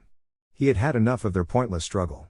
This world is a failed experiment, he declared, his voice resonating across the entire continent. A cycle of hatred that cannot be broken by will or by bonds. It can only be ended. He began to ascend, rising higher and higher into the sky, a pale figure against the bruised clouds. The single, massive eye of the 10 tails, which had been closed on his back, opened. It was a horrifying, blood-red Rinnegan, its 9 tomoe spinning slowly. What is he doing? A roared, as he shattered the lightning titan with a final, desperate lariat. From the command post, Minato's eyes widened in horror. He knew the legends. He knew what was coming. No. The sage rose until he was before the moon itself. He held out his hands, and the 10 tails eye on his back projected its pattern onto the lunar surface. The moon turned a blood red, its face now a reflection of the Rinnegan, its 9 tomoe a promise of eternal slumber. The time for fighting is over, the sage's voice announced, a calm, final benediction. Let the dream begin. Infinite Tsukuyomi. A light, brighter than any sun, erupted from the moon. It was a gentle, pervasive light that washed over the world, passing through rock and steel as if they were nothing. It was a light that promised an end to all suffering. On the battlefield, the fighting stopped. The shinobi of the allied forces looked up, their faces slack, their eyes reflecting the red moon. A look of blissful peace washed over them as the light stole their consciousness, their souls spirited away to a perfect, fabricated world. Aniki, having just dismantled the Earth Titan, looked up at the light, a sad smile on his ancient face. So. This is how it ends, he whispered, before his eyes went blank. Mei Terumi, beautiful and defiant to the last, simply closed her eyes, accepting her fate as the light took her. A roared in fury, trying to shield his eyes, but the light was absolute. He had a fleeting vision of a world where his brother was safe, where his village was at peace, and then. Nothing. In the command tent, Tsunade and Jiraiya looked at each other one last time, a lifetime of friendship, rivalry, and love passing between them in a single glance before they, too, were consumed. Minato, however, was not idle. Shisui, he roared. As the light flooded the command post, he exploded in a torrent of golden chakra, far more powerful than any he had shown before. The yin half of Kurama erupted from within him, forming a massive, spectral avatar of the 9 tails around him and the Uchiha beside him. It was a mirror image of Naruto's own, a second golden sun against the endless night. It's not over yet. From the battlefield, Sasuke saw the light coming. He knew what it was. He acted on pure instinct, his Mangekyo Sharingan blazing to life. Susanoo. A colossal, armored warrior of purple chakra, his perfect Susanoo, erupted around him, its spectral wings shielding both him and the exhausted, kneeling form of Naruto from the world-ending light. The world fell silent. The sounds of war were replaced by a profound, eerie quiet. The 5th Great Ninja War was over. Tobi had won. But in the heart of a world now lost in a dream, 3 pockets of reality remained. Naruto and Sasuke, shielded by the Uchiha's ultimate defense. And Minato and Shisui, protected by the hidden, awesome power of the 4th Hokage. The last free shinobi in a world of slumber. The world was silent. The ethereal, all-encompassing light of the infinite Tsukuyomi faded, leaving behind a world bathed in the serene, silver glow of a normal moon. But the quiet was not peaceful. It was the profound, empty silence of a world asleep, its 80,000 souls trapped in perfect, solitary dreams. On the battlefield, the shinobi of the allied forces stood frozen, their faces turned to the sky, their eyes vacant, a faint, blissful smile on each of their lips. They were an army of statues, monuments to a war that had been lost in a single instant. Slowly, Sasuke's perfect Susanoo dissolved into purple light, revealing the 2 figures it had protected. Naruto was on his knees, panting, the last vestiges of his chakra drained. Sasuke stood over him, his own breath ragged, the strain of maintaining his ultimate defense against the world-ending genjutsu having taken a heavy toll. Across the battlefield, Minato's golden Kurama avatar faded as well, revealing the fourth Hokage and a wide-eyed Shisui. Minato looked at his hands, then at the frozen forms of Jiraiya and Tsunade nearby, his face a mask of cold fury and profound failure. He had been a Kage, a commander, and he had failed to protect them. The false sage descended from the sky, landing softly on the broken earth, his white robes unstained by the chaos around him. He surveyed the silent world he had created, a quiet satisfaction in his posture. He was not a conqueror gloating over his victory. He was a creator admiring his work. "It is done," his detached voice echoed in the silence. "There will be no more war. No more pain. No more loss. Only peace. An eternal, perfect dream." He turned his masked head towards the two pockets of defiance. "4 of you remain. Shielded by the power of the Uchiha and the Jinchuriki. So much effort to cling to this broken reality." He floated towards Minato and Shisui first. "The fourth Hokage," he said, his voice holding no malice, only a detached curiosity. "You, who held the other half of the Kyuubi. A power you kept hidden from the world. A power you could have used to conquer, but chose not to. You see? Even you understand the burden of power. In my world, you can be with your wife again. You can be just a father, not a Hokage. Why would you fight that?" Minato's hand tightened on a Hiraishin kunai. "Because my son is still fighting." The sage simply tilted his head, as if observing a curious specimen, before turning his attention to the other pair. He drifted over to Naruto and Sasuke, his presence a suffocating weight. "And you, Sasuke Uchiha," he said, his gaze falling on Sasuke. "The prodigy who has lived his entire life in the shadow of another. I have seen your heart. I know your ambition. In the dream, you are the hero. It is you who defeated me. It is you they call the strongest. Your name, not his, is the one that will be remembered for all time. A world where you have no rival, where your power is absolute. Why do you resist such a perfect world?" Sasuke glared back, his Sharingan blazing. "Because a world built on a lie is worthless." The sage seemed to sigh, a sound like the wind through a graveyard. He finally looked at Naruto, who was slowly, painfully pushing himself to his feet. "You have fought well, Naruto. Better than anyone. You broke my shield. You cracked my staff. You forced me to enact this plan ahead of schedule." He paused, his voice taking on a new, almost intimate tone. "But it is over. I have won. The world is saved. There is no one left to fight." He floated a few feet away, turning his back as if the confrontation was finished. "It is a quiet world, is it not? Finally. All the noise. All the fighting. It has stopped." Naruto, on his knees, looked up. He was exhausted, his body screaming in protest, but there was no despair in his eyes. He looked at Sasuke, who stood defiantly beside him. He saw his father and Shisui across the field, two lone flames of resistance. He thought of the promise he had made. The promise Itachi had made. The stage was set. "You're right," Naruto rasped, his voice weak but carrying in the silence. "It is quiet." He pushed himself to his feet, a slow, tired grin spreading across his face. "A little too quiet for my taste." The sage stopped, turning his masked face slightly. "I think this world needs one last encore," Naruto continued, his voice growing stronger. "A final, spectacular show to mark the end of the old way." He slammed his hands together. Shadow Clone Jutsu. 50 perfect clones burst into existence around him. They didn't attack. They simply sat down, crossing their legs, their hands forming a meditative seal. They were gathering natural energy. The sage watched this, his posture unchanged. He turned fully, his single Rinnegan eye fixing on Naruto. The air grew still. The final confrontation was not yet over. It had simply been reset. "So," the sage's voice echoed, the detached, divine tone now holding a flicker of something else, a familiar challenge, a shared history. "Do you have anything left for one last dance, old friend? The dance of gods?" The sage's challenge hung in the silent air, a question posed between two beings who held the fate of the world in their hands. Naruto's 50 clones sat motionless, a silent ring of golden statues gathering the very essence of the world's energy.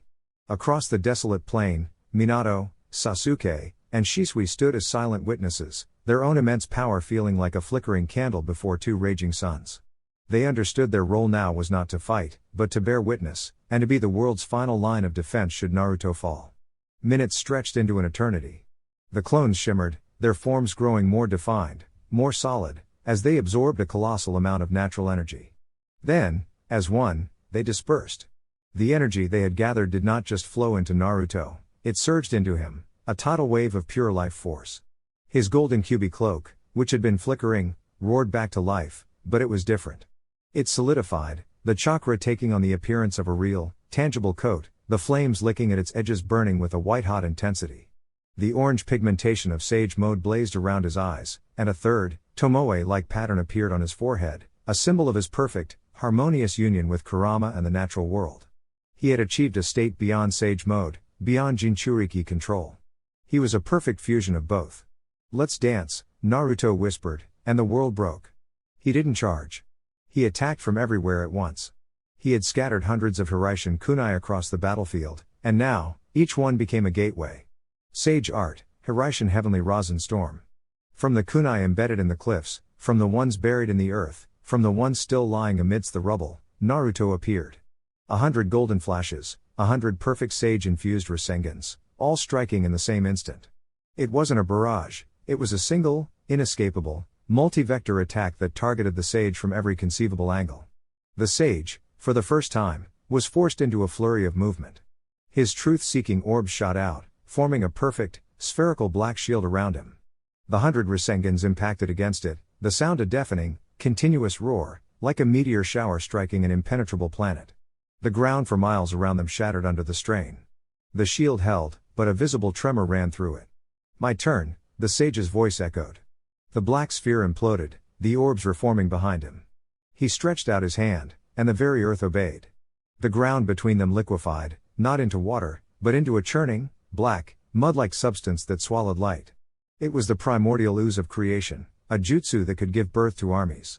From the black mud rose a legion of featureless, humanoid figures, their bodies shifting and unstable. "You command clones," the sage stated. "I command life itself." The mud soldiers surged forward. Naruto met them head-on. He moved with a speed that was no longer just teleportation, it was a seamless blend of his own raw velocity and the Hiraishin. He flowed through the mud army like water, his golden katana, now blazing with senjutsu, a surgeon's scalpel. He didn't just cut the mud soldiers, he severed the yin-yang release chakra that gave them form, and they dissolved back into inert sludge. From the command post, Sasuke's Sharingan spun, trying to track the impossible fight. I can't follow him," he breathed, a note of pure awe in his voice. "He's not just moving between points. He's fighting during the teleportation. It's like he exists in multiple places at once. He has perfected the Hiraishin," Minato said, his voice thick with pride. "He's using it in ways I only ever dreamed of." Having dispatched the mud army, Naruto appeared directly before the sage, his katana aimed at the white, Rinnegan-patterned mask. The sage brought his black staff up to block. The clash was silent, but the force of it cracked the air itself. "Your will is strong, Naruto," the sage said, their weapons locked. "But it is the will of a single man. You cannot hope to stand against the collective peace I offer." "This isn't my will alone," Naruto roared back, pushing harder. "It's the will of everyone you put to sleep. It's the will of my father. Of my sensei. Of Itachi." The name, Itachi, seemed to cause a flicker in the sage's defense. For a fraction of a second, his grip on the staff wavered. It was the smallest of openings, but for Naruto, it was an eternity.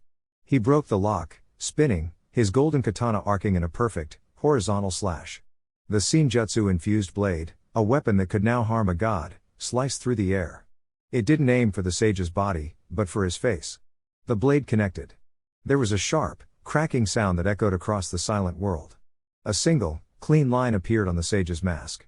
And then, the right half of the divine, impassive visage fell away, shattering into 1,000 pieces as it hit the ground. The world held its breath. Revealed beneath was not a monster, not a demon, but a single, familiar eye. A Mangekyo Sharingan, its pattern a pinwheel of 3 spiraling blades. And beneath it, a single, vertical scar, a remnant of a past battle. Shisui, watching from the command post, gasped, his hand flying to his own face. "No. It can't be." Minato stared, his mind refusing to process what he was seeing.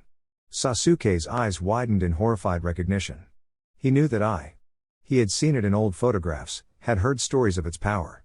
Naruto landed lightly 100 feet away, his expression not of triumph, but of deep, profound sorrow. The figure in white slowly raised a hand to his broken mask, His single, exposed eye looking at Naruto with an emotion that was ancient, familiar, and filled with an unbearable sadness. It seems, the sage's voice said, now stripped of its divine, detached tone, replaced by a voice they all knew, a voice from the grave, that you have won this dance, Naruto. The shattered half of the mask lay on the ground, a broken piece of a divine lie. The silence that followed was heavier than any sound, a vacuum of disbelief and dawning, impossible horror. Itachi. Shisui's voice was a choked, broken whisper. He took a staggering step forward, his mind refusing to reconcile the sight of his best friend's eye, the eye he had mourned, the eye he had seen buried, with the godlike being hovering before them. But you were. Minato stood frozen, the legendary speed of the yellow flash useless against a truth that had just rewritten his entire world. The leader of the Akatsuki, the man who had declared war on the world, the greatest threat he had ever faced as Hokage, was one of his most trusted jonin. A boy he had watched grow up. A hero of the leaf. Sasuke's reaction was a quiet, violent tremor. His Susanoo flickered out of existence, the strain forgotten. He stared at the exposed Mangekyo Sharingan, an eye he had only ever seen in clan records, the eye of a legend. The man who had been his sensei's closest friend, his brother, was the architect of all this chaos. The scale of the deception was so vast, so absolute, it was breathtaking. The figure in white, the false sage, did not move. He simply watched them, his single, sad eye taking in their shattered reactions. Why? Minato finally managed to ask, his voice the strained rasp of a man whose entire strategic understanding of the world had just been turned to dust. Why would you do this, Itachi? Before the sage could answer, Naruto took a step forward, his own powerful chakra mode receding, leaving him standing as just a man between two impossible forces. His expression was not one of shock, but of deep, profound sorrow. It wasn't his idea, Naruto said, his voice quiet but carrying across the silent battlefield. It was his burden. And I chose to help him carry it. The three remaining witnesses turned to stare at him, their confusion now compounded by a new layer of disbelief. What are you talking about, Naruto? Shisui demanded, his voice trembling. What plan? He died. I was there. No, Naruto said, his gaze fixed on the half-masked figure. He didn't. We faked his death. We created a story, a tragedy that the world would believe. He looked at Shisui, his eyes filled with apology. I'm sorry, Shisui. We had to lie to you.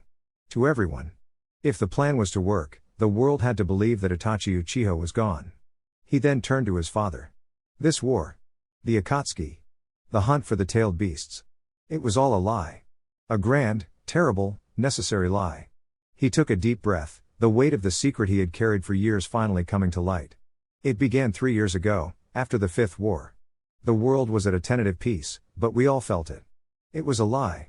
A cold war, fueled by fear of Konoha, of me. It was only a matter of time before it turned hot again.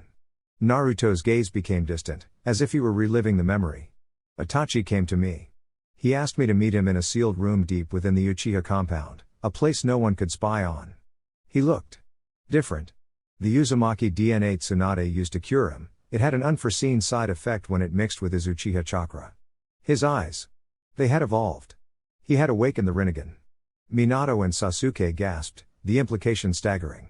He told me that with the Rinnegan, he could finally decipher the entirety of the Uchiha clan's stone tablet. It spoke of Kaguya, of the 10 Tails. And of the infinite Tsukuyomi. The Eye of the Moon plan. It wasn't his idea. He said he had been approached, in secret, by a being that called itself Zetsu. A creature born from the will of a long-dead goddess, manipulating events from the shadows for centuries, all to bring its mother back. Naruto looked at Itachi, who remained silent, letting Naruto tell the story. Itachi saw the truth. The world would never know peace. The cycle of hatred was too strong. So he devised a plan. A terrible, monstrous plan to break the cycle once and for all. He told me he would become the world's greatest villain. He would take on the identity of Tobi and use Zetsu's ambitions for his own. He would form the Akatsuki, gather the bijou, and declare war on the entire world, revealing the Eye of the Moon plan as his goal.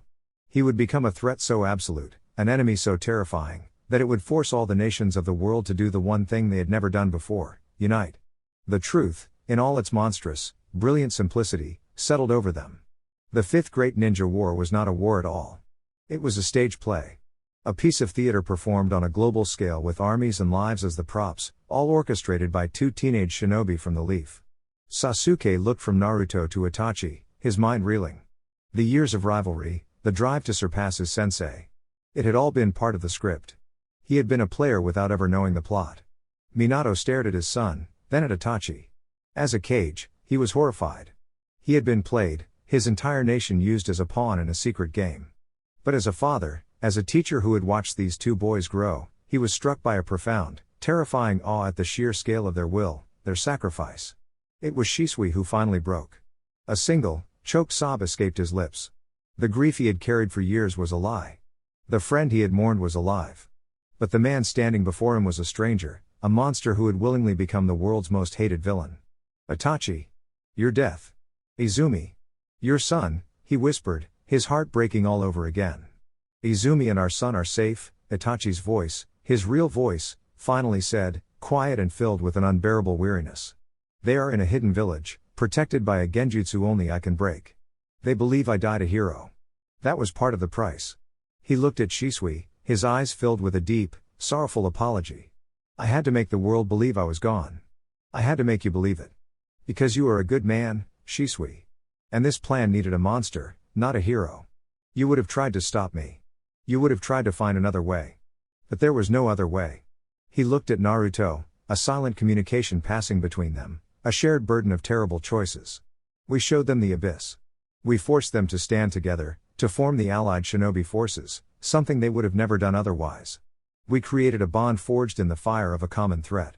He then looked down at the world, at the 80,000 shinobi trapped in a perfect dream. And now, the final act. He raised his hand, and the remaining half of his mask dissolved into dust, revealing the face of Itachi Uchiha, older, weary, but undeniably him. His other eye was not a Sharingan. It was a Rinnegan, glowing with a faint, purple light. The infinite Tsukuyomi was the only way to end the war without a final, bloody battle. It was the only way to ensure our victory was absolute and without loss, Itachi explained. But it was never meant to be permanent. He looked at Naruto, his expression turning grim, his voice hardening with the weight of his final command. The plan was always for you to defeat me. To stand as the hero who saved the world from the brink. The world needs a villain to blame, and a hero to celebrate. For this peace to last, Tobi must die. And Itachi Uchiha must remain dead. You must kill me, Naruto. No, Naruto said instantly, his voice a low growl. Absolutely not. We release the jutsu, and we go home. All of us. There is no home for me, Itachi countered, his voice laced with a profound sadness. I am Tobi. I am the man who declared war on the world. As long as I draw breath, there will be those who seek to use my power or seek revenge against me. The world can never know the truth. For peace to have a chance, the villain must be vanquished by the hero. This is the only way. I refuse to accept that. Naruto shot back, taking a step forward, his own chakra beginning to flare. I didn't agree to all of this just to kill my friend at the end of it. There's always another way. There isn't, Itachi insisted, his own power rising to meet Naruto's. My existence is a threat to the very peace we've created. Then you'll disappear, Naruto declared, his voice ringing with a sudden, brilliant idea. You said it yourself, you faked your death once. We'll do it again, but for real this time. The world will see me defeat you, and they will see you die. But you won't. Itachi stared at him, confused. What are you talking about? Uzushiogakur, Naruto said, his eyes blazing with a fierce, protective light. My ancestral home. It's in ruins, but the seals protecting the main island are still active. No one can get in or out without Uzumaki blood or my Hiraishin. You, Izumi, your son. You can live there. In peace. In secret. The world will think Tobi is dead, and Itachi Uchiha will remain a fallen hero of the leaf. You can have the one thing you fought for, a quiet life with the family you love. The final piece of the puzzle clicked into place. This was the endgame. The reason for everything. Itachi's weary smile was a sunrise after a long, dark night. Naruto's impossible, audacious offer hung in the air, a third path where none should have existed. For a man who had sacrificed everything, the chance at a quiet life was a treasure beyond measure. Uzushiogakur. Itachi repeated the name, a whisper of hope. He looked at Shisui, at Minato, at Sasuke, and saw in their stunned faces the beginning of acceptance. He then looked back at Naruto, his partner in this grand, terrible deception. You were always the one to find another way. Very well, Naruto. Let us give the world back its painful, beautiful reality. The two of them stood side by side, the last remnants of the 10 Tails power flaking off Itachi's robes like dying embers. They faced each other, and in perfect synchrony, their hands came together, forming the rat seal. "Kai," they shouted in unison. It was not a violent explosion of light, but the opposite. A wave of profound, gentle darkness emanated from them, a soothing shadow that washed over the world. The blood-red moon with its Rinnegan pattern faded, returning to its familiar, serene silver. The divine light that held 80,000 souls in its thrall vanished. Across the battlefield, the first sign of life was a collective, confused groan. The shinobi of the allied forces blinked, their eyes losing the vacant, blissful look, replaced by a dazed disorientation. They looked at their hands, at their comrades, at the devastated landscape around them. The last thing they remembered was a blinding light, a promise of peace. What happened?" a Kumo shinobi asked, his voice hoarse. "We were fighting," a leaf chunin murmured, looking at the frozen form of a white Zetsu before him. Then, they looked up. They saw the two figures standing in the center of the battlefield, the golden hero of the leaf, Naruto Uzumaki Namikaze, and the godlike sage, Tobi. The war, they realized, had not ended. It had been paused. Naruto felt the world waking up, and he knew their time was short. The final act had to be convincing. He and Itachi shared a single, knowing glance. In that instant, both created a single, perfect shadow clone. "Sasuke!" Naruto's voice roared, full of renewed vigor. "Now! Let's show him the power of the leaf." The real Naruto grabbed the real Itachi's arm. "Hold on," he whispered. With a silent, untraceable flicker of the Hiraishin, they were gone. On the battlefield, the two clones took their places. The Itachi clone, radiating the last dregs of the 10 Tails power, let out a furious roar. The Naruto clone blazed with golden light, his Kurama avatar flaring to life. Sasuke didn't hesitate. He knew his role. With a yell that shook the heavens, his own perfect Susanoo materialized, its purple form a stark contrast to Naruto's golden fox. The world is not yours to control. The allied forces watched in awe as the two greatest sons of Konoha prepared for the final clash. Then, something incredible happened. The golden Kurama avatar began to flow and shift, molding itself around Sasuke's Susanoo, cladding the spectral warrior in a suit of divine, golden armor. The two ultimate defenses had become one, a golden armored samurai god wielding a Susanoo blade that now crackled with the 9 Tails' immense power. "This is our will." The Naruto clone's voice boomed from the armored giant. "The will of the allied shinobi forces." The Tobi clone sneered. "A flashy trick. It will not save you." He formed a massive truth-seeking orb, his final, desperate attack. The armored Kurama Susanoo charged, its massive blade raised. From its other hand, a swirling vortex of wind and chakra began to form, a Rasen shuriken of colossal proportions. The world watched, breathless, as the two attacks that would decide the fate of their reality shot across the battlefield to meet in a final, spectacular collision. The real Naruto appeared with Itachi in a silent flash of yellow light, the turbulent air of the battlefield replaced by the dead, salt-laced quiet of the land of whirlpools. They stood before the great, sealed temple of Uzushiogakur. Itachi staggered, the last of the 10 Tails power leaving him, his body now frail and utterly spent. Naruto caught him, supporting his weight. "Easy, Itachi," Naruto said, his voice gentle. "We're here. You're safe." He helped his friend into the temple, the great barrier parting for him like a welcoming curtain. He laid Itachi down gently before the empty pedestal where the chakra plant had once sat. The air within the temple was still and ancient, heavy with the ghosts of his clan. "Now for the hard part," Naruto whispered to himself. This was a procedure he and Kurama had theorized on, a reverse sealing of unimaginable complexity and danger. He had to extract the chakra of 7-tailed beasts and the Geto Mazo from Itachi's body without killing him in the process. He placed his hand on Itachi's chest. "Kurama, are you ready?" "I was born ready, kid," the fox's voice rumbled in his mind. "Just don't mess it up." Naruto closed his eyes, his own chakra, guided by Kurama's perfect control, delving into Itachi's network. He found the chaotic, malevolent energy of the Geto Mazo coiled around Itachi's heart, with the 7 Bijou chakras trapped within it like caged birds. "Uzumaki sealing art, 8-point Bijou extraction," Naruto chanted, his hands glowing with a complex, swirling Fuinjutsu formula. He didn't pull. That would kill Itachi instantly. Instead, he began to coax the chakra out, using his own as a lure. He separated the Bijou from the statue one by one, a painstaking process like untangling 7 threads of light from a ball of corrosive darkness. First came the wisps of blue fire that were Matatabi, the 2 tails. Then the bubbling water of Isabu, the 3 tails. The molten lava of Son Goku, the 4 tails. The steam of Kokuo, the 5 tails. The corrosive acid of Seiken, the 6 tails. And finally, the shimmering powder of Chomei, the 7 tails. He drew each one out, their chakra swirling in the air before him. The final piece was the Geto Mazo itself. It clung to Itachi's life force like a parasite. Naruto had to perform a delicate, dangerous surgery, using his adamantine sealing chains on a microscopic level to cut the statue's connection to Itachi's soul without severing his life in the process. It was the most difficult thing he had ever done. For a terrifying moment, Itachi's heart stopped, and Naruto felt a surge of cold panic. But then, with a final, desperate pull, the Geto Mazo's chakra was ripped free. Itachi gasped, his body convulsing, before settling into a deep, healing sleep. He was weak, humanly so, but he was alive. And he was free. The dark chakra of the Geto Mazo coalesced in the center of the room, a formless, hateful mass. Naruto didn't hesitate. He slammed his hand on the floor. Uzumaki Final Art, Eternal Vortex Seal. The floor of the temple, a massive, intricate sealing array in itself, flared to life. Golden chains erupted, wrapping around the Geto Mazo, dragging it down into a subdimension, a pocket prison created by the Uzumaki clan's most powerful Fuinjutsu. The floor sealed over it, leaving no trace. The vessel of the 10 tails was gone from the world, locked away forever.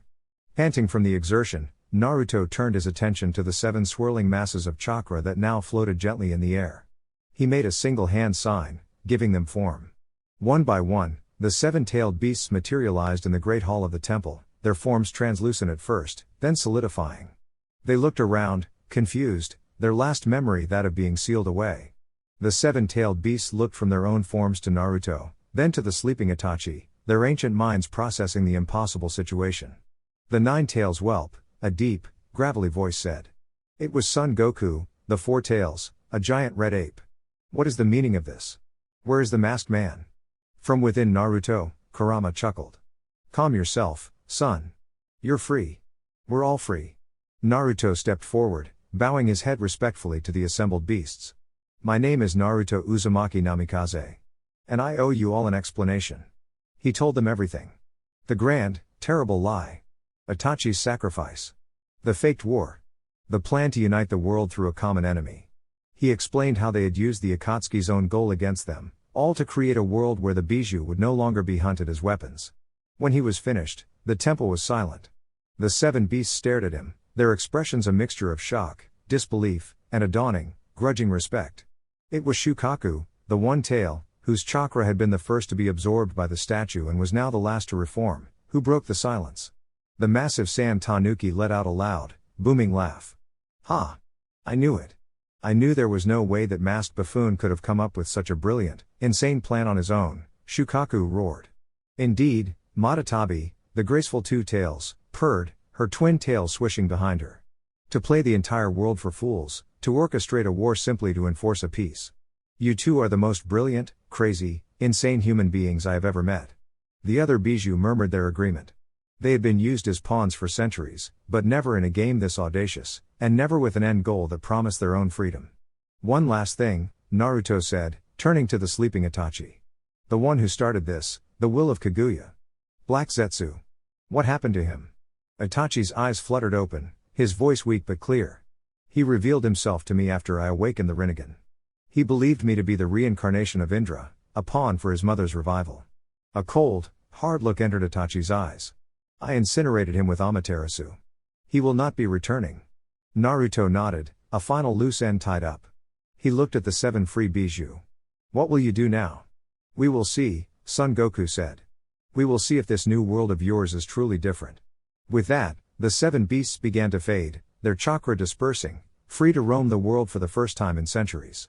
Back on the battlefield, the clone Naruto stood with Sasuke, accepting the cheers of the allied forces. The cage approached, their faces a mixture of awe and relief. The Raikage, walked straight to Minato, who stood with a proud, exhausted smile. Looked at the empty space where Minato's own Kurama avatar had been, then at the Hokage himself. So, said, his voice a low rumble. You were a Jinchuriki all along, huh? Minato rubbed the back of his head, a sheepish, almost boyish grin on his face. Ah, well. I may have kept a few cards up my sleeve. The Raikage stared at him for a long moment, then let out a booming laugh, clapping the Hokage on the shoulder with his one good arm. The tension of the war finally, truly broke, replaced by the shared, weary camaraderie of survivors. Weeks later, in the quiet solitude of Uzushio-gakure, Itachi watched his son, a small boy with dark hair and his mother's kind eyes, take his first steps. Izumi sat beside him, her head resting on his shoulder. They were safe. They were free. They were a family. From a nearby cliff, Naruto watched them, a quiet smile on his face. He had saved his friend. He had saved the world. The cost had been immense, the lie terrible. But as he looked out at the peaceful sea, he knew, with an absolute certainty, that it had all been worth it. The war was over. A new era had begun. And for the first time in a long time, the future looked bright. Chapter 8, Epilogue. The Weight of Peace. 5 years had passed since the end of the Fifth Great Ninja War. 5 years since the world had held its breath and been given a second chance. The peace that followed was not the tense, fragile quiet of a Cold War, but something new, something real and enduring. The Allied shinobi forces, once a desperate gambit, had become a permanent institution, a symbol of a world that had chosen cooperation over conflict. In the Hokage's office, Minato Namikaze looked out at a village that had not seen true conflict in half a decade. The lines on his face were deeper, but his eyes were softer, the constant weight of imminent war having finally lifted. The door opened and a young man entered, his blonde hair a familiar, bright contrast to the dark blue of his Jonin commander uniform. "You wanted to see me, father?" Naruto asked, his voice holding the easy confidence of a man who was comfortable with the power he wielded. At 24, he was a living legend, but he carried it with a quiet grace. "Naruto," Minato smiled, gesturing to a chair. "Just a final review of the joint training exercises with the sand. The Kage sent over the final draft. Tamari is as thorough as ever," Naruto noted, taking the scroll. He scanned it quickly, his strategic mind absorbing the details. "The plan is solid. Our Genin will learn a lot from their puppeteers." He stamped the scroll with his approval. "Is that all?" "For now," Minato said. He leaned back, the Hokage's mantle falling away for a moment, leaving just a father. "You seem to be in a hurry." A warm grin spread across Naruto's face, the one he reserved for his family. "I promised I'd be home early. It's Kushina's birthday. She's turning 4. Satsuki will never let me hear the end of it if I'm late for the party." Minato's smile widened. "Then don't let me keep you. Go. Be a father." Naruto nodded, and with a quiet flicker, he was gone. Minato looked out the window again, at the peaceful village, at the faces on the monument, and felt a profound sense of gratitude. The war had cost them so much, but the peace it had bought was priceless. The reformed shield. The Konoha Military Police Force headquarters was no longer the stern, imposing fortress it had once been. Under its new commander, it had become a symbol of community protection, not just clan authority. Sasuke Uchiha stood before a large map, his dark eyes tracing the patrol routes. He was leaner, his features sharper, but the perpetual anger that had once defined him was gone, replaced by a calm, focused intensity. "The festival preparations are causing some traffic issues in the market district," he said to one of his officers. "Double the patrols there, but keep it friendly. We're here to help, not to intimidate." "Yes, Commander." The officer replied with a sharp salute. Later that evening, he walked home, the Uchiha crest on his back a symbol of pride, not of isolation. He entered his home to the smell of a home-cooked meal. Sakura looked up from the stove, a warm smile on her face. She was the head of the Konoha Hospital now, a peerless medic nin whose skill was said to rival Tsunade's in her prime. "Long day?" she asked, walking over to greet him with a kiss. "The usual," he replied, his hand gently resting on her slightly swollen belly. "But it's quiet. It's a good quiet." "Naruto's stopping by later," she said. "He's dropping off a gift for the baby." Sasuke grunted, a ghost of a smile on his lips. "He's probably just trying to get out of diaper duty for Kushina's party." The rivalry that had once been a burning fire between them had settled into the warm, comfortable embers of a deep and abiding brotherhood. They were equals, at least, in Sasuke's mind, two pillars supporting the new world they had helped build. The Island of Ghosts. The sea around Uzushio-gakure was calm, the violent whirlpools having been tamed by the ancient seals, which now recognized a new master. On the main island, life had returned. The ruins were still there, but in the center of the island, a small, comfortable home stood, surrounded by a thriving garden. Itachi Uchiha, his hair now streaked with a few distinguished threads of gray, sat on the porch, watching his young son, now a boy of 5, chase after a butterfly. Izumi sat beside him, her head resting on his shoulder, her expression one of pure, untroubled contentment. A flicker of motion announced a visitor. Shisui appeared, a large pack of supplies on his back and a wide, familiar grin on his face. "Uncle Shisui." Itachi's son yelled, running to hug the newcomer. "Hey there, little man," Shisui laughed, ruffling the boy's hair. "Look what I brought you." A real Konoha-style kunai set. "Shisui, you'll spoil him," Izumi said, though she was smiling. "That's what uncles are for," Shisui replied, his gaze falling on Itachi. "You look good, my friend." "Peaceful." "I am," Itachi said, his voice quiet, but filled with a profound peace. "I have everything I ever fought for, right here." They spent the afternoon talking, sharing stories of the village, of old friends, of a world that had moved on from the shadows they had once inhabited. Here, on this island of ghosts, Itachi was no longer a villain or a hero. He was just a husband and a father, living the quiet life he had sacrificed everything to create for others. The new Kage. The world had changed. In Kumagakure, the fifth Raikage, Daru, led his village with a relaxed confidence, his predecessor, A, having retired to a quiet life of fishing and mentoring young shinobi. Killer B, his music now a global phenomenon, acted as the cloud's cultural ambassador, his concerts selling out from the land of iron to the land of water. In Iwagakure, the fourth Tsuchikage, Kurotsuchi, had shadowed the village's old isolationist policies, forging new trade routes and alliances. Her grandfather, Aniki, had passed away peacefully in his sleep 2 years prior, a stubborn old man who had lived long enough to see the world he feared become a world he respected. In the hidden mist, Mei Terumi still reigned as Mizukage, her village a thriving hub of international trade, its bloody past a distant, cautionary tale. Zabuza and Haku, her most loyal protectors, stood as symbols of the new, more tolerant Kirigakure. And in the hidden sand, the fifth Kazekage was not a man, but a woman. Tamari, chosen for her sharp, strategic mind and her strong ties to Konoha, led her people with a grace and wisdom that had earned her the respect of all the great nations. The world was in good hands. The Namikaze Uchiha household. The scent of cake and grilled meat filled the air. The Namikaze Uchiha household was a whirlwind of joyous chaos. Naruto, his jonin vest exchanged for a simple shirt, was on his hands and knees, a small, giggling girl with his bright blue eyes and her mother's long, black hair riding on his back. "Faster, Daddy! Faster!" Kushina shrieked with laughter. All right, you little monster," Naruto laughed, crawling across the floor. Satsuki watched them from the kitchen doorway, a fond, loving smile on her face. She was the steady, calm center of their happy, chaotic world. "Naruto, don't let her get grass stains on her birthday dress before the guests arrive," she chided gently. "We're just practicing our high-speed evasive maneuvers," Naruto called back.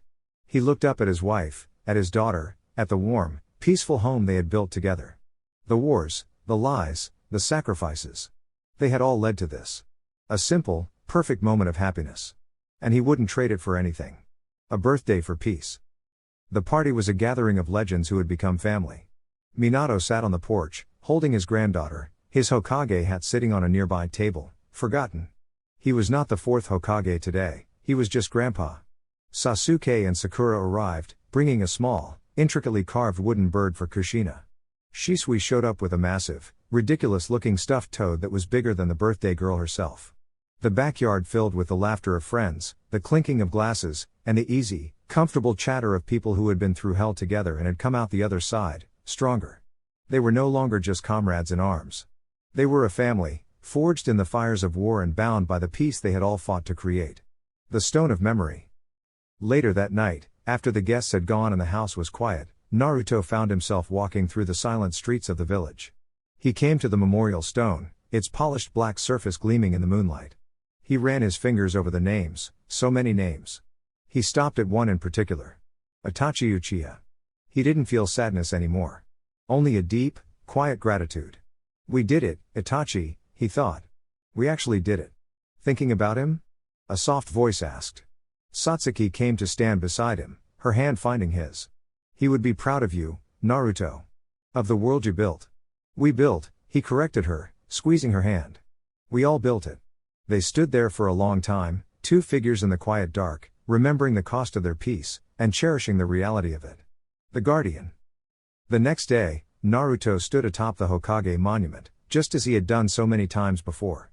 But this time, a small girl with black hair and bright blue eyes sat perched on his shoulders, her small hands wrapped in his blonde hair. "Look, Daddy. I can see everything," Kushina yelled, her voice filled with the pure, untroubled joy of a child who had never known a day of war.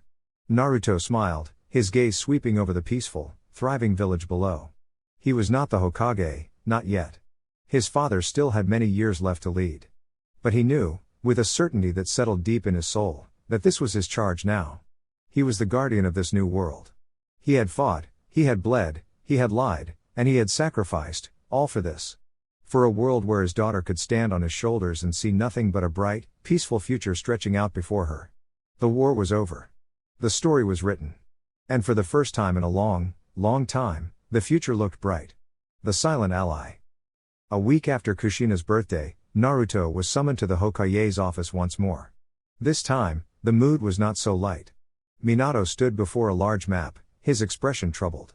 "I have a mission for you, Naruto," Minato said, his voice serious. "A diplomatic one." "What's wrong?" Naruto asked, his own demeanor shifting into that of a commander. Minato pointed to the land of rain. "It's a Megakure. They're silent. Too silent." Naruto's brow furrowed. "What do you mean?" "During the brief Fourth War, Hanzo was a key ally. His forces held our western flank against Iwa, preventing them from reinforcing Kumo. His support was critical. After the war, we sent official missives of gratitude and offers of aid for their reconstruction. We received only a single, formal acknowledgement. Since then, nothing. For 11 years. No trade delegations, no representation at the Allied Forces Council, no intelligence sharing. They have closed their borders completely. It's as if the nation has ceased to exist." "That's not like Hanzo," Naruto mused. He was cynical, but he was a man of his word. He wouldn't just ignore an alliance. "My thoughts exactly," Minato agreed. "Jiraiya's spy network has tried to get inside, but the country is a steel trap. The constant, chakra-infused rain acts as a sensory net that detects any intruders. No one has gotten in or out in at least 8 years. I'm worried, Naruto. That kind of isolation. It's unnatural. It breeds extremism." He looked at his son. "I need someone to get inside, to see what's happening. I need to know if Hanzo is still in power, if our ally is still our ally. The world is at peace, but that peace depends on the strength of our alliances. A Megakure is a loose thread I cannot ignore. You need someone who can bypass their sensory net," Naruto finished, understanding immediately.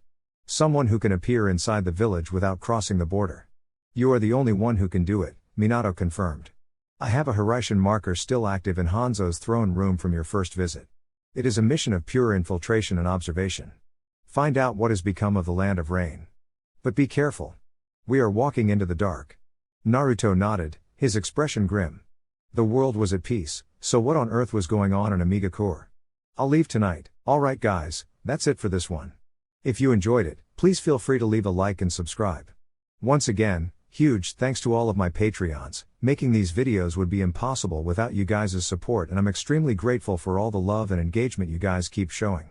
Anyways y'all, have a wonderful day, and until next time, peace.